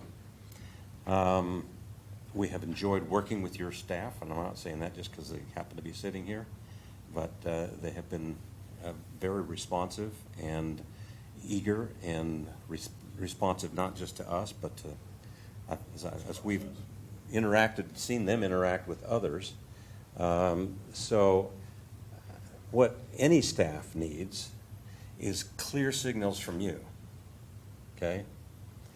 And if they're caught in a sort of a political division here, they don't know which way the council is going to lean on one decision versus another. The most effective city planner I ever had was a guy named Ed Tepe, and he was the planning director in Boulder County. And you could walk in, I was a private consultant at the time and worked for developers, and I would go in and talk to Ed, and Ed would say, if you do it this way, you're going to get it approved because this is what the council wants. And if you do it this way, I can almost guarantee, it's not my decision, but I almost guarantee you it won't work because they've already been very clear about it, and I'm interacting with them every day, and I know what's going to work and not going to work. That was so helpful to me as a developer's representative to know where you all stood, right? And most developers I know will do anything you ask them to do if you tell them ahead of time. When you play getting warmer with them and you keep changing your mind and sending mixed signals, then developers are shying away. They're not going to want to be here. And so if you will empower your staff by being real clear and sticking to and updating this document and following through with it, they'll know what to tell the developers, and believe me, they'll flock to you. Okay? Okay. Well, and maybe I said this earlier, but I can't think of a better position to put our new city manager in than to hand him this document, him or her, and say, go forth and do this. I mean, your job is outlined for the next 15 years. That's a real plum for someone coming into a new job. They don't have to guess what the city wants them to do. And you can continue to make mid-course corrections as new realities come along. So, All right, so your same presentation will be to the Planning and Zoning Thursday night, isn't that right? yes. All right. We'll have a similar work session with them on Thursday night, very similar to this conversation that we've had. And then we will then take all that input and return to you then what is a revised draft, which will be the public draft. April That'll be 7th. Wasn't that the date? April 7th. April 7th will be the open house. Oh, that's right. For the Open public house. draft. The public draft will be at the end of the month. All right. Thank you very much. I've got one question. Do you have any idea where a person can procure a set of ordinances that would facilitate us or give our people in planning and zoning some sort of a idea if we go to this type of thing that they're going to have to do? You said it's going to be very difficult to, particularly mixed usage. I would imagine that a developer, unless they do that type of work, would be, apprehensive in doing that. Yes, ordinance writing is a kind of a customized thing. Yes. Each community is different, but there are good places to start. One is free, and it's called form-based code. And it's a code that's promulgated on the theory that the form of the building is more important than the uses in the building, so that they are going to transition over time from one use to another. So that's one possible way. And then we have done other kinds of codes, and we can give you examples, none of which can you just Xerox and plug them in, yeah, right. and plug them in, but you can see what's been done in other communities that we've worked in, and we take a slightly different view than totally just a form-based code, but it's there are other ways of doing that, and frankly, code writing is not inexpensive, as your city attorney will tell you. It's a complicated thing to get right and to customize. So we've given you some suggestions on ways to fine-tune your existing code. But it has to be concise. It has to be concise, and it Because has. the builder doesn't come in and say, well, I can see I can do this two different ways. What are you going to buy? And you just made the thing that the fellow could distinguish what the city council was going to allow and what the city council was not going to allow. And the hard part about it is that there's some aesthetics involved. You actually care what a building looks like. And we've had some, in the city I live, some people are very upset that the city council has said, no, we're not going to legislate taste, we're just going to legislate form. And some really ugly buildings have been built that met all of the guidelines, but they still look ugly. They look temporary, they look slapped together, and so it's really turned people sour. So you need to empower your staff to, if not legally, provide some moral suasion. One of the roles I play in some cities is an urban design consultant. So when a development project comes through, I consult with that city, and then I negotiate with the architect or the developer and say, okay, can you adjust the building this way? Can you use a different material? Can we adjust the appearance of the building slightly so that it meets the intent of this area? And generally, as I said, most developers are happy to do whatever you want them to do as long as they know it ahead of time. So if you're willing to tell people, we really want a cool-looking downtown, we really want a cool-looking 23rd Street, and here's the ways we have in mind to do that, and if you follow these ways, we're more likely to approve it, they'll do it. Almost guarantee it. So there's some tools out there we can sort of coach you along and help you find, and there are local people, I'm sure, that are very talented and able to do that as well. And so however, we can be of service to you, we'd be happy to do that. All right. Thanks again. City Attorney's report. No items to report. City Manager's report. I just have, oops. Could you please turn off your microphone? Okay, I'm turning on my microphone now. I just have a couple things real quick because of the late hour. Number one, we will begin the burning tomorrow back out at Eldline Park. It was too windy today, so we did not. We have a whole new set of safety rules in place. We will be running one shift until we're sure that everything's running the way we want it to. And For those people who drive by and see the park and say, oh my gosh, they sure have uglied up the park, you're right, we have uglied it up. There's nothing we can do about it, but we already have a plan in place to pretty the park back up as soon as we get rid of the sticks. So it's in place and we will clean it up. It will look nice. We'll take care of it. And I have one other thing, and that's congratulations to the Putnam City West boys basketball team. They brought home the gold ball, and what a wonderful thing. And that's good for Bethany. That's good for, Bethany has lots of young people that go to Putnam City schools, and on the south side of Bethany, lots of people go to PC West. So congratulations to them, and that's all I have. I'm sorry, John, we do have a financial report. We have a financial He didn't report get, from he John. didn't get out of it. Very quick. Not gonna let me- financial report. Well, I want to, good evening. Let me just say this. It's probably a good thing that the most optimistic person in this room happens to be your accountant, okay? Because I'm here to tell you, regardless of what you believe, the sky is not falling on Bethany, okay? I can tell you right now, and I've reported this to Steve, our sales tax revenues are up $145,000 over last year. And they were up in March, what was it, Steve, another 8 or 9%, something like that?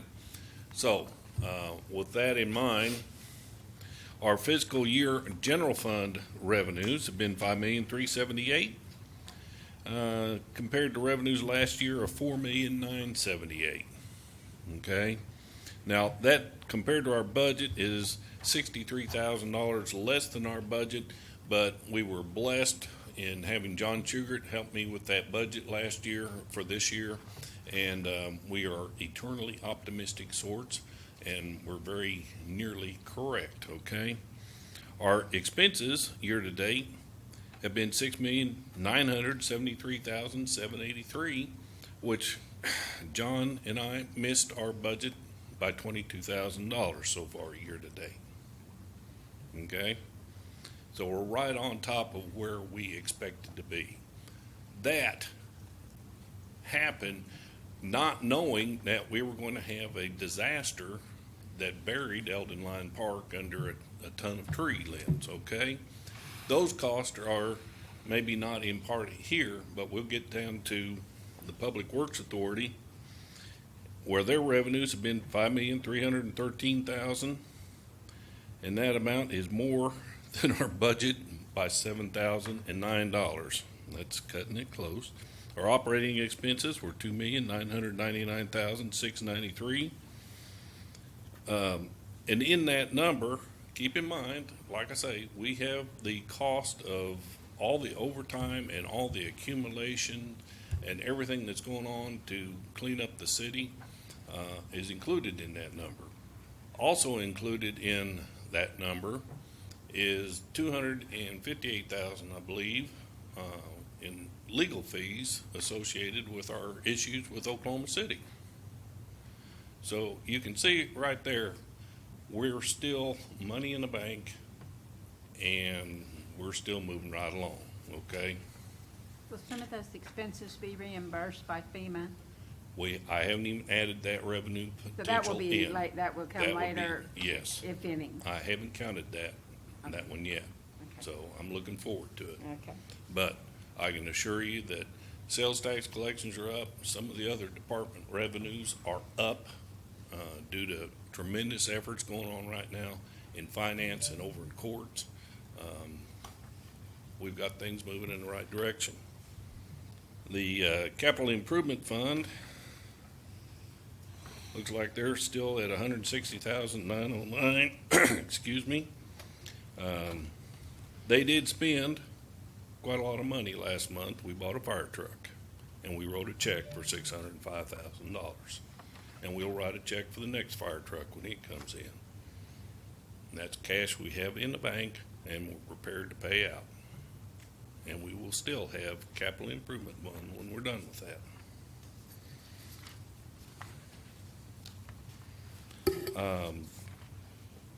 Kathy, if you'd like, I'd spend some time with you after the council meeting. We can talk over some of those other things, and I'll end my report right there if everybody's ready to leave.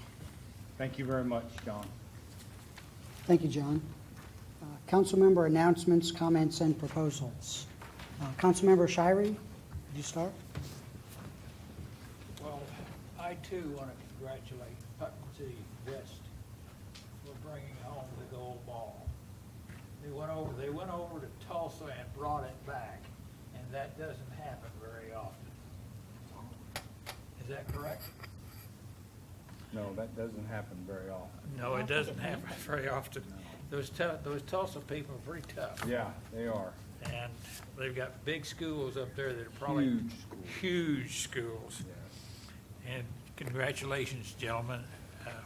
We do appreciate you bringing the name of Putnam City West, what you have done for it. I did enjoy the presentation that was put on by MIG tonight. I think that they have made an effort to point out the problems we've had. The city of Bethany has probably known about these things, but they just didn't manifest themselves enough for us to grapple with it. And what you have pointed out to us is very clear and very concise to what we have to do in the next 5 years. And I would suggest that the city council buckle down and see if we can't do it, because I think we have the people on this council to do it with. That's all I have. Thank you.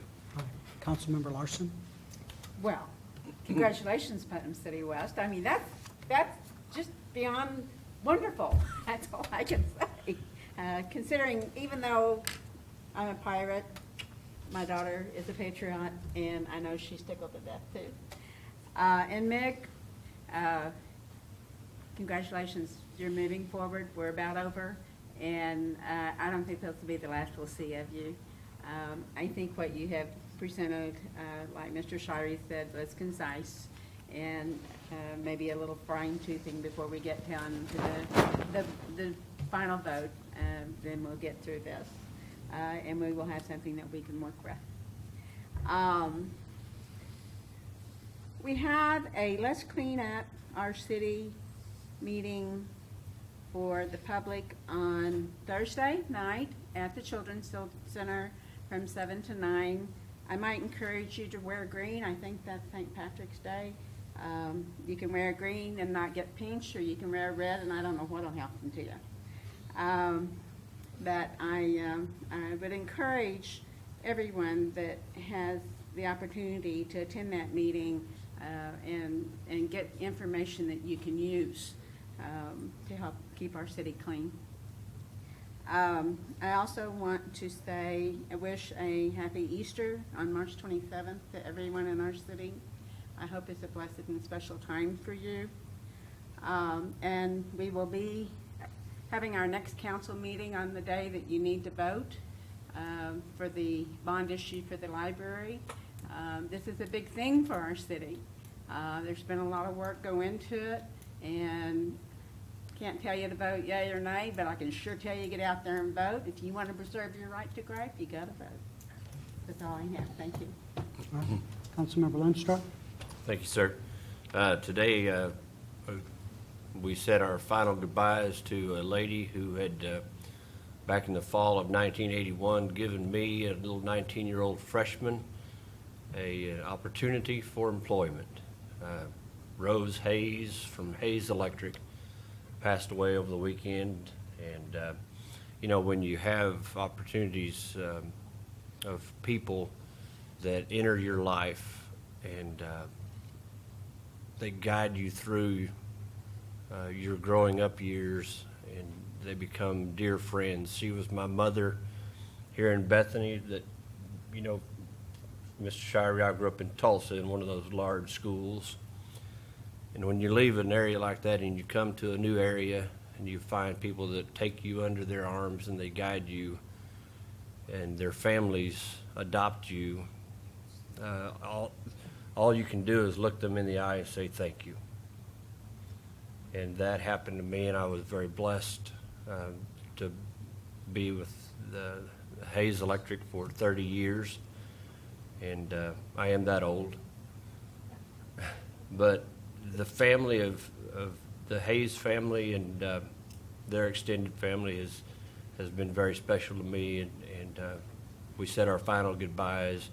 But Mr. Shirey, I think you'll agree that the service today was a celebration.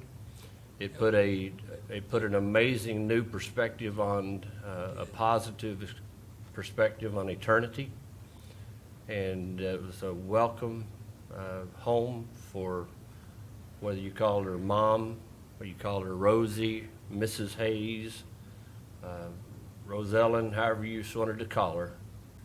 She was a dear lady to us, and a long-standing Bethany resident. So I can tell you, you had a great loss today.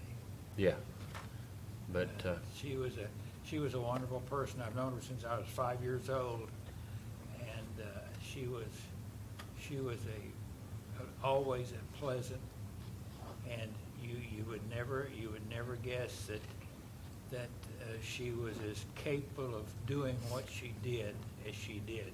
She was very quiet and about going about getting the job done, and that's something I appreciate in a person. well, And her son Gary and her daughter, I didn't know her daughter as well as I knew Gary. Wonderful people. And they were well, great through the boss. years of her training and hiring me, she I don't know if you've ever had somebody do this to you, but as she guided you and corrected you and scolded you, whatever it took, you appreciated the way she did it. Well, her mother taught her that way. I mean, she has, it was just one of those things, you get scolded and you feel better about it. That's just odd. But she could do that. And, but it was a very special day, and I just want to tell the Hayes family that I appreciate them so much and have for over the years. And if you're fortunate enough to have someone like that, or much less a family like that in your life, then you're simply blessed. And sometimes we are. So that's all I wanted to say is thank you to the Hayes family. Thank you. Councilmember Holloway. Thank you.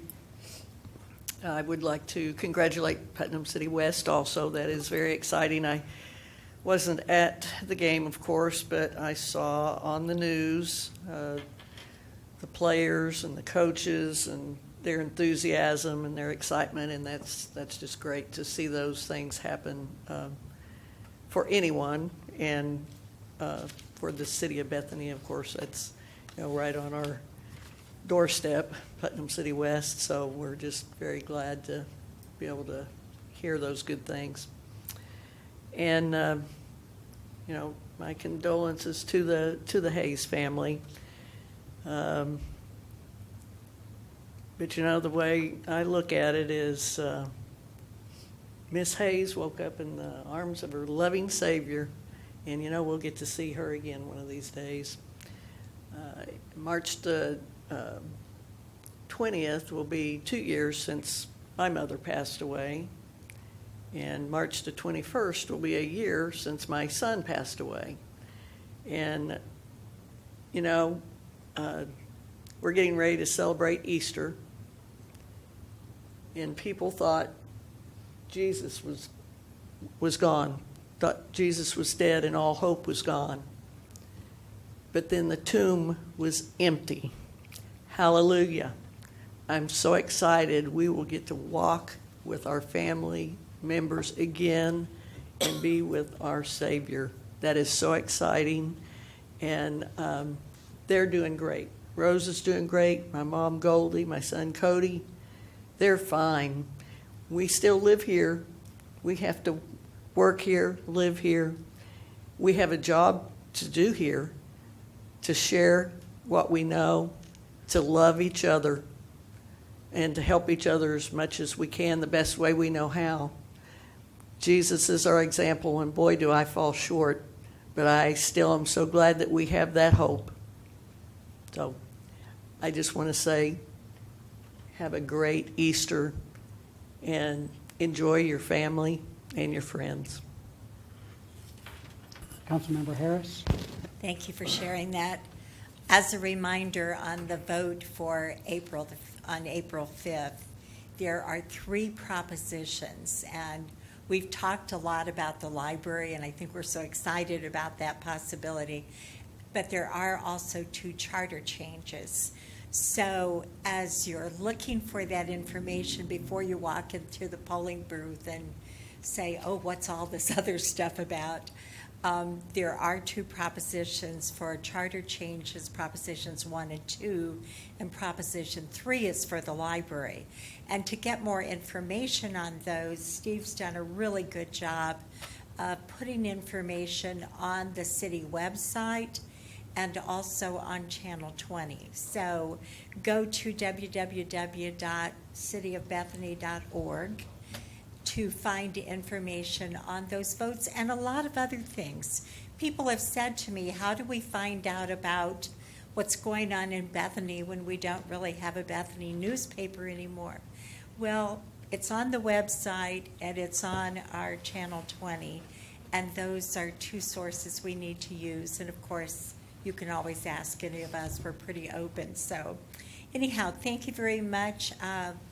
Thank you to MIG for the work you've done. I'm just really pleased and excited about it, and we congratulate you. All right. My wife is a patriot. My father-in-law taught and coached at PC West. So just congratulations to all the patriots out there that are still there and who have gone on to other things. As been mentioned, several dates are coming up. This Thursday, the 17th, St. Patty's Day, there will be a meeting at the Children's Center. April 5th is the vote, as you just commented. April 7th is another open house.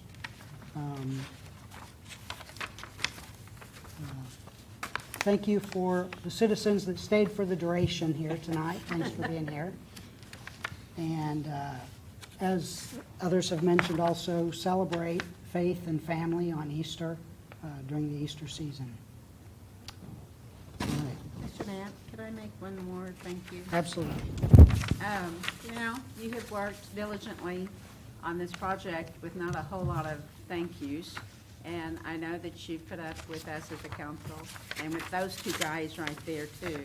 So I just want to personally say thank you because you have always presented the information I needed in a timely fashion when I don't think it was always easy to do so. So I do want to thank you for that. And we don't want to leave out Gilbert, who's also been ramrodding the troops. I was just going to say, if I could just add, that we deeply appreciate Gilbert's efforts and the steering committee. They have actually worked long and hard on this, and all of the stuff that you see here has been vetted by them. Many of the ideas came through them, and so we really want to thank Gilbert and his committee and their tireless efforts. So we got a ways to go yet, but I didn't want to leave Gilbert unrecognized for all the work he's done. All right. Will there be any new business this evening? Seeing none, hearing none. We will adjourn until April 5th, 2016. We'll now open the Bethany Public Works Authority, the consent docket. Will there be a motion? Motion to approve.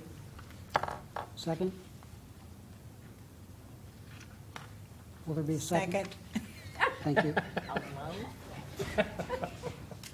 All right. Please cast your votes.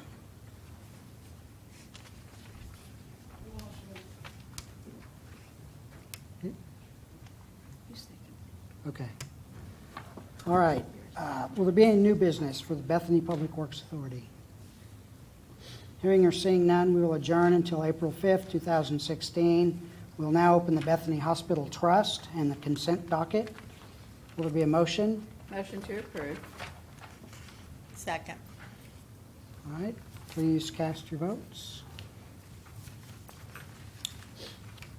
Will there be any new business for the Bethany Hospital Trust?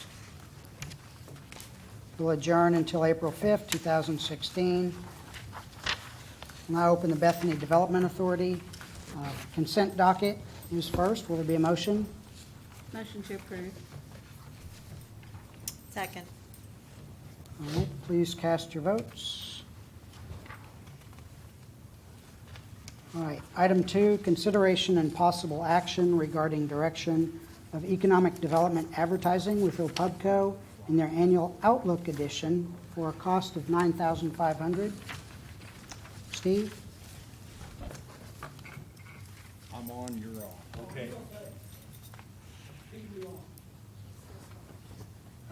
Okay, we had a miscommunication then, you're allowed to be on, I'm on, everything's good. Okay, this is gonna be quick because in about 5 minutes I turn into a very grouchy person, more than normal. The Outlook section of the Daily Oklahoman is on Sunday. It's generally runs in April. This one is gonna run on April 3rd. What it is it's an extra edition that they run, and it's an advertisement, and it basically highlights different communities throughout the metro area. The thing is that we pay for these advertisements. The city of Bethany, I've left the big sheet in front of you. The city of Bethany pays for the top part of the advertisement, and then they solicit advertisements for the bottom. Well, we've done this for years apparently, and this year Linda and I decided that, what we get, and I'll explain what we get from this. We get this, we get the top half of this, we get 3 of these 4th of July flyers that you can see right here, and I have the big, this is actually what they look like, the full sheet looks like. Okay, I don't have any way to make a copy of this, so I just brought this. Two-page. Yeah, it's a 2-page. We get the whole top half, okay? And then we get 3 of these, and we get those printed when we decide we want them printed, okay? And then we also get what they call the Post-it note on the website. And when Linda and I were discussing this, and one of the things that the city manager does is the city manager makes decisions about how to spend money. And honestly, I did not think that $9,500 was a very good way to spend our money for what we're getting on this. And so when we walked into the meeting, I'd already decided we probably were not going to spend $9,500 on one part of one newspaper for one day. And honestly, as far as the Freedom Festival, we close our doors at 8 o'clock because we can't hold any more people. We shut it down. We don't let any more people come in because we're full. It seems to me that we don't need to advertise a whole lot more about the Freedom Festival. So we walked in, and what do they show me but the library? Okay, excuse me, the library. I kind of went, well, I'm not making this call, folks. So I pretty much at this point told Linda, well, the council's going to get to decide this one. And again, I do believe that I'm not a big proponent of the printed word, because if you want to know something, you go to the internet. That's why I'm really excited about the new internet, the new web page that we're working on. I think that even my mom at 77 years old has quit taking the Daily Oklahoman, and now ever since she learned how to use Google, that's where she goes for her information. And I just don't know that I know that we have lots of places we could spend $9,500. But I'm going to let this one go to y'all. So when is this going to be? It will April run. 3rd, This was another finally. catch. You know, It runs 2 days before the vote. So we can have them sound there, remind them to vote? Yeah, we can actually have them modify the words a little bit. Yeah, and again, we don't have to have the 4th of July deal in the first week of April. I was thinking we could probably move it to late May, mid-June, late June, like right before the 4th of July, when we're actually trying to get people to go. If we're gonna use this, we need to use it to our advantage. So, we would probably wait and use the 3 later on in the year, closer to the 4th of July. Is there a deadline on you? Yeah, we gotta tell them in 2 days. No, I mean, the 3 ads, No, they no. got 12 months to use them, or 9 months, or? Well, we it's would for the wanna use them Freedom before 4th Festival. of July. Yeah. Yeah, so the deadline is the 4th of July. They're sponsors of the Freedom Festival, so I'm they give that wondering if we can't sponsorship. take that $9,500 and use it more efficiently and get the same or more coverage. Because Well- that's probably, is this going out to all of their subscribers or just the Oklahoma City Metro subscribers? No, it goes to all of them. This is a really big section. It's almost a That's double huge. section. I know, I'm It's familiar huge. with this. Can I And- add one more thing? I don't think we want Bethany to be the only city that isn't in it when we're trying to improve our image. Can I add one Every- more thing? Whenever we have anything printed by the Oklahoman, we pay to have it printed, obviously. We get nothing else but this for it. And this year, or last year, when they said, well, do we get our booth? Linda said, no, you gotta pay. You're gonna have to buy a sponsorship to get the booth. And they bought the $250 sponsorship. So they bought the least expensive sponsorship they could buy, and we gave them a booth. So that's all I'm gonna say on the subject, so. Can you, I don't know if there's a way to tell this or not, but I see a lot of our businesses down here. Is this something that you think, and I don't know if there's a way to know this or not, but is this giving them an opportunity they wouldn't normally go for as far as an advertising opportunity? Is there any way to know that? I couldn't answer that. Well, Yeah, I I couldn't think They if, have all kinds of programs, and I understand their deadline on what they're doing here, but, and I know we got money in the bank, but that doesn't mean we have to spend it. I'm gonna make a motion that we do not do this year, and let's just see what happens. And if we think that we lost a lot of business because of it, then I think that then we can come back next year and do it. They're gonna be back knocking on our doors. So I'm grateful that they put the library in there. I'm tickled pink, but I make a motion that we do not do this year.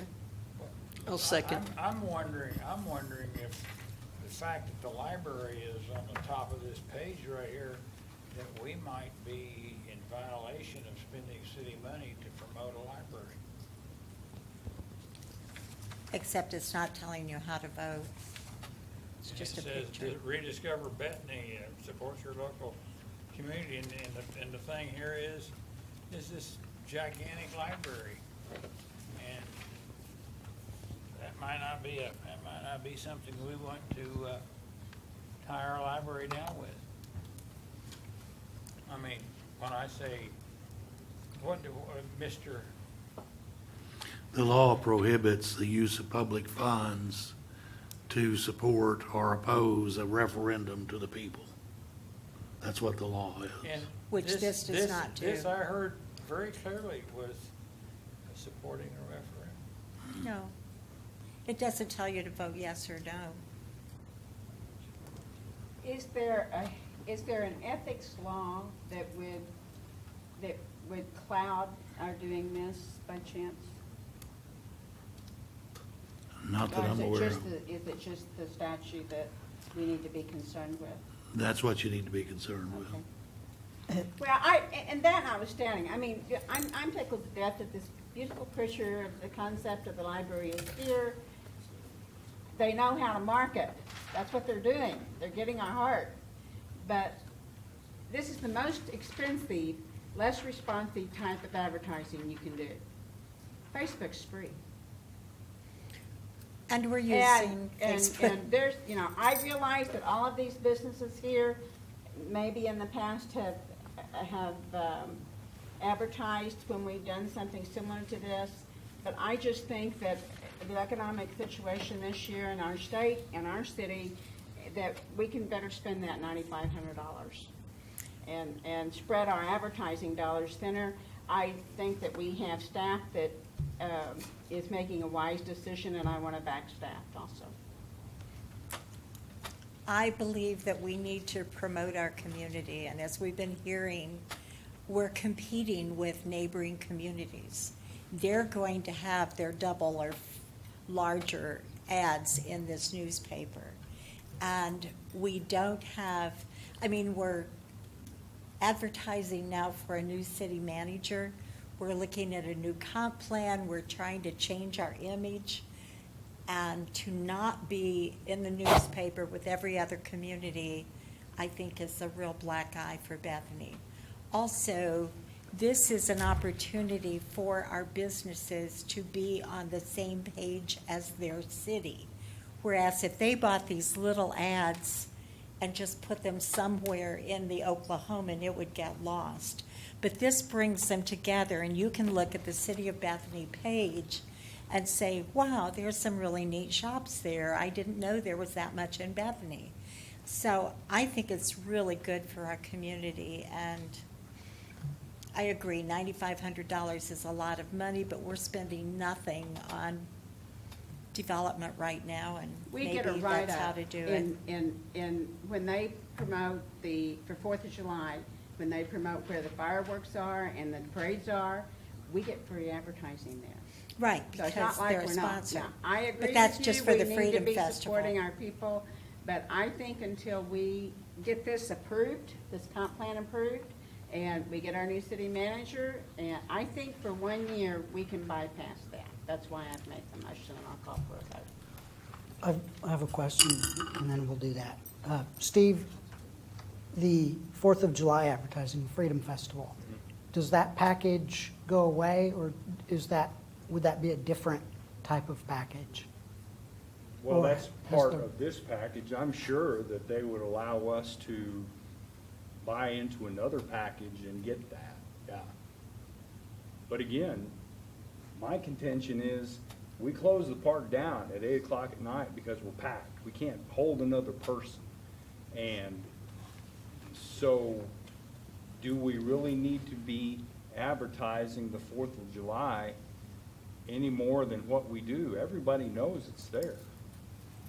Okay, so essentially, the vote is for a 1-year moratorium. I'll go for Is that. that accurate? That's fine. All right. But, you know, we're not allowing anything for entertainment this year at the Family Fun Festival, is that correct? No, I'm just Correct. voting on We're not. this. I'm just voting on this. No, If we find out that we can understand run that, 3 you know. ads for I $3,000, would have to see you spend then $9,500. we can go do that later. I'm not saying don't spend any advertising dollars. I'm just saying not this. I'm kind of like the city manager. Hey, you get to a point of diminishing return at 8 o'clock, is that correct? Yeah, yeah. And I'm also concerned about the picture depicting the new library. That bothers me immensely.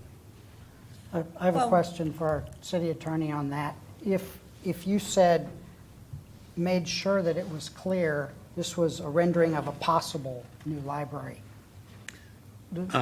Someone could argue that violated the law, It's a horse but race. in my opinion, it would not. if If we're you made it concerned clear that about, you weren't advocating that. if we're concerned about that, it hasn't had a picture of the library in the past.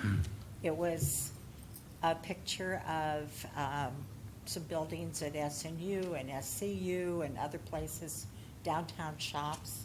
I mean, I think it was kind of a collage of pictures. I think the mayor's picture was on there. Last year, is that what? Yeah, I think it so. was, yeah. I mean, it doesn't have to have the library picture on it. All right, so the vote is for I'll put it to a vote. 1-year moratorium. Please cast your votes.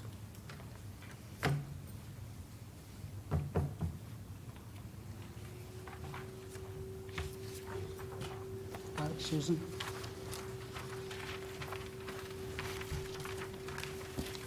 All right, will there be any new business for the Bethany Development Authority? We are adjourned. Thank you.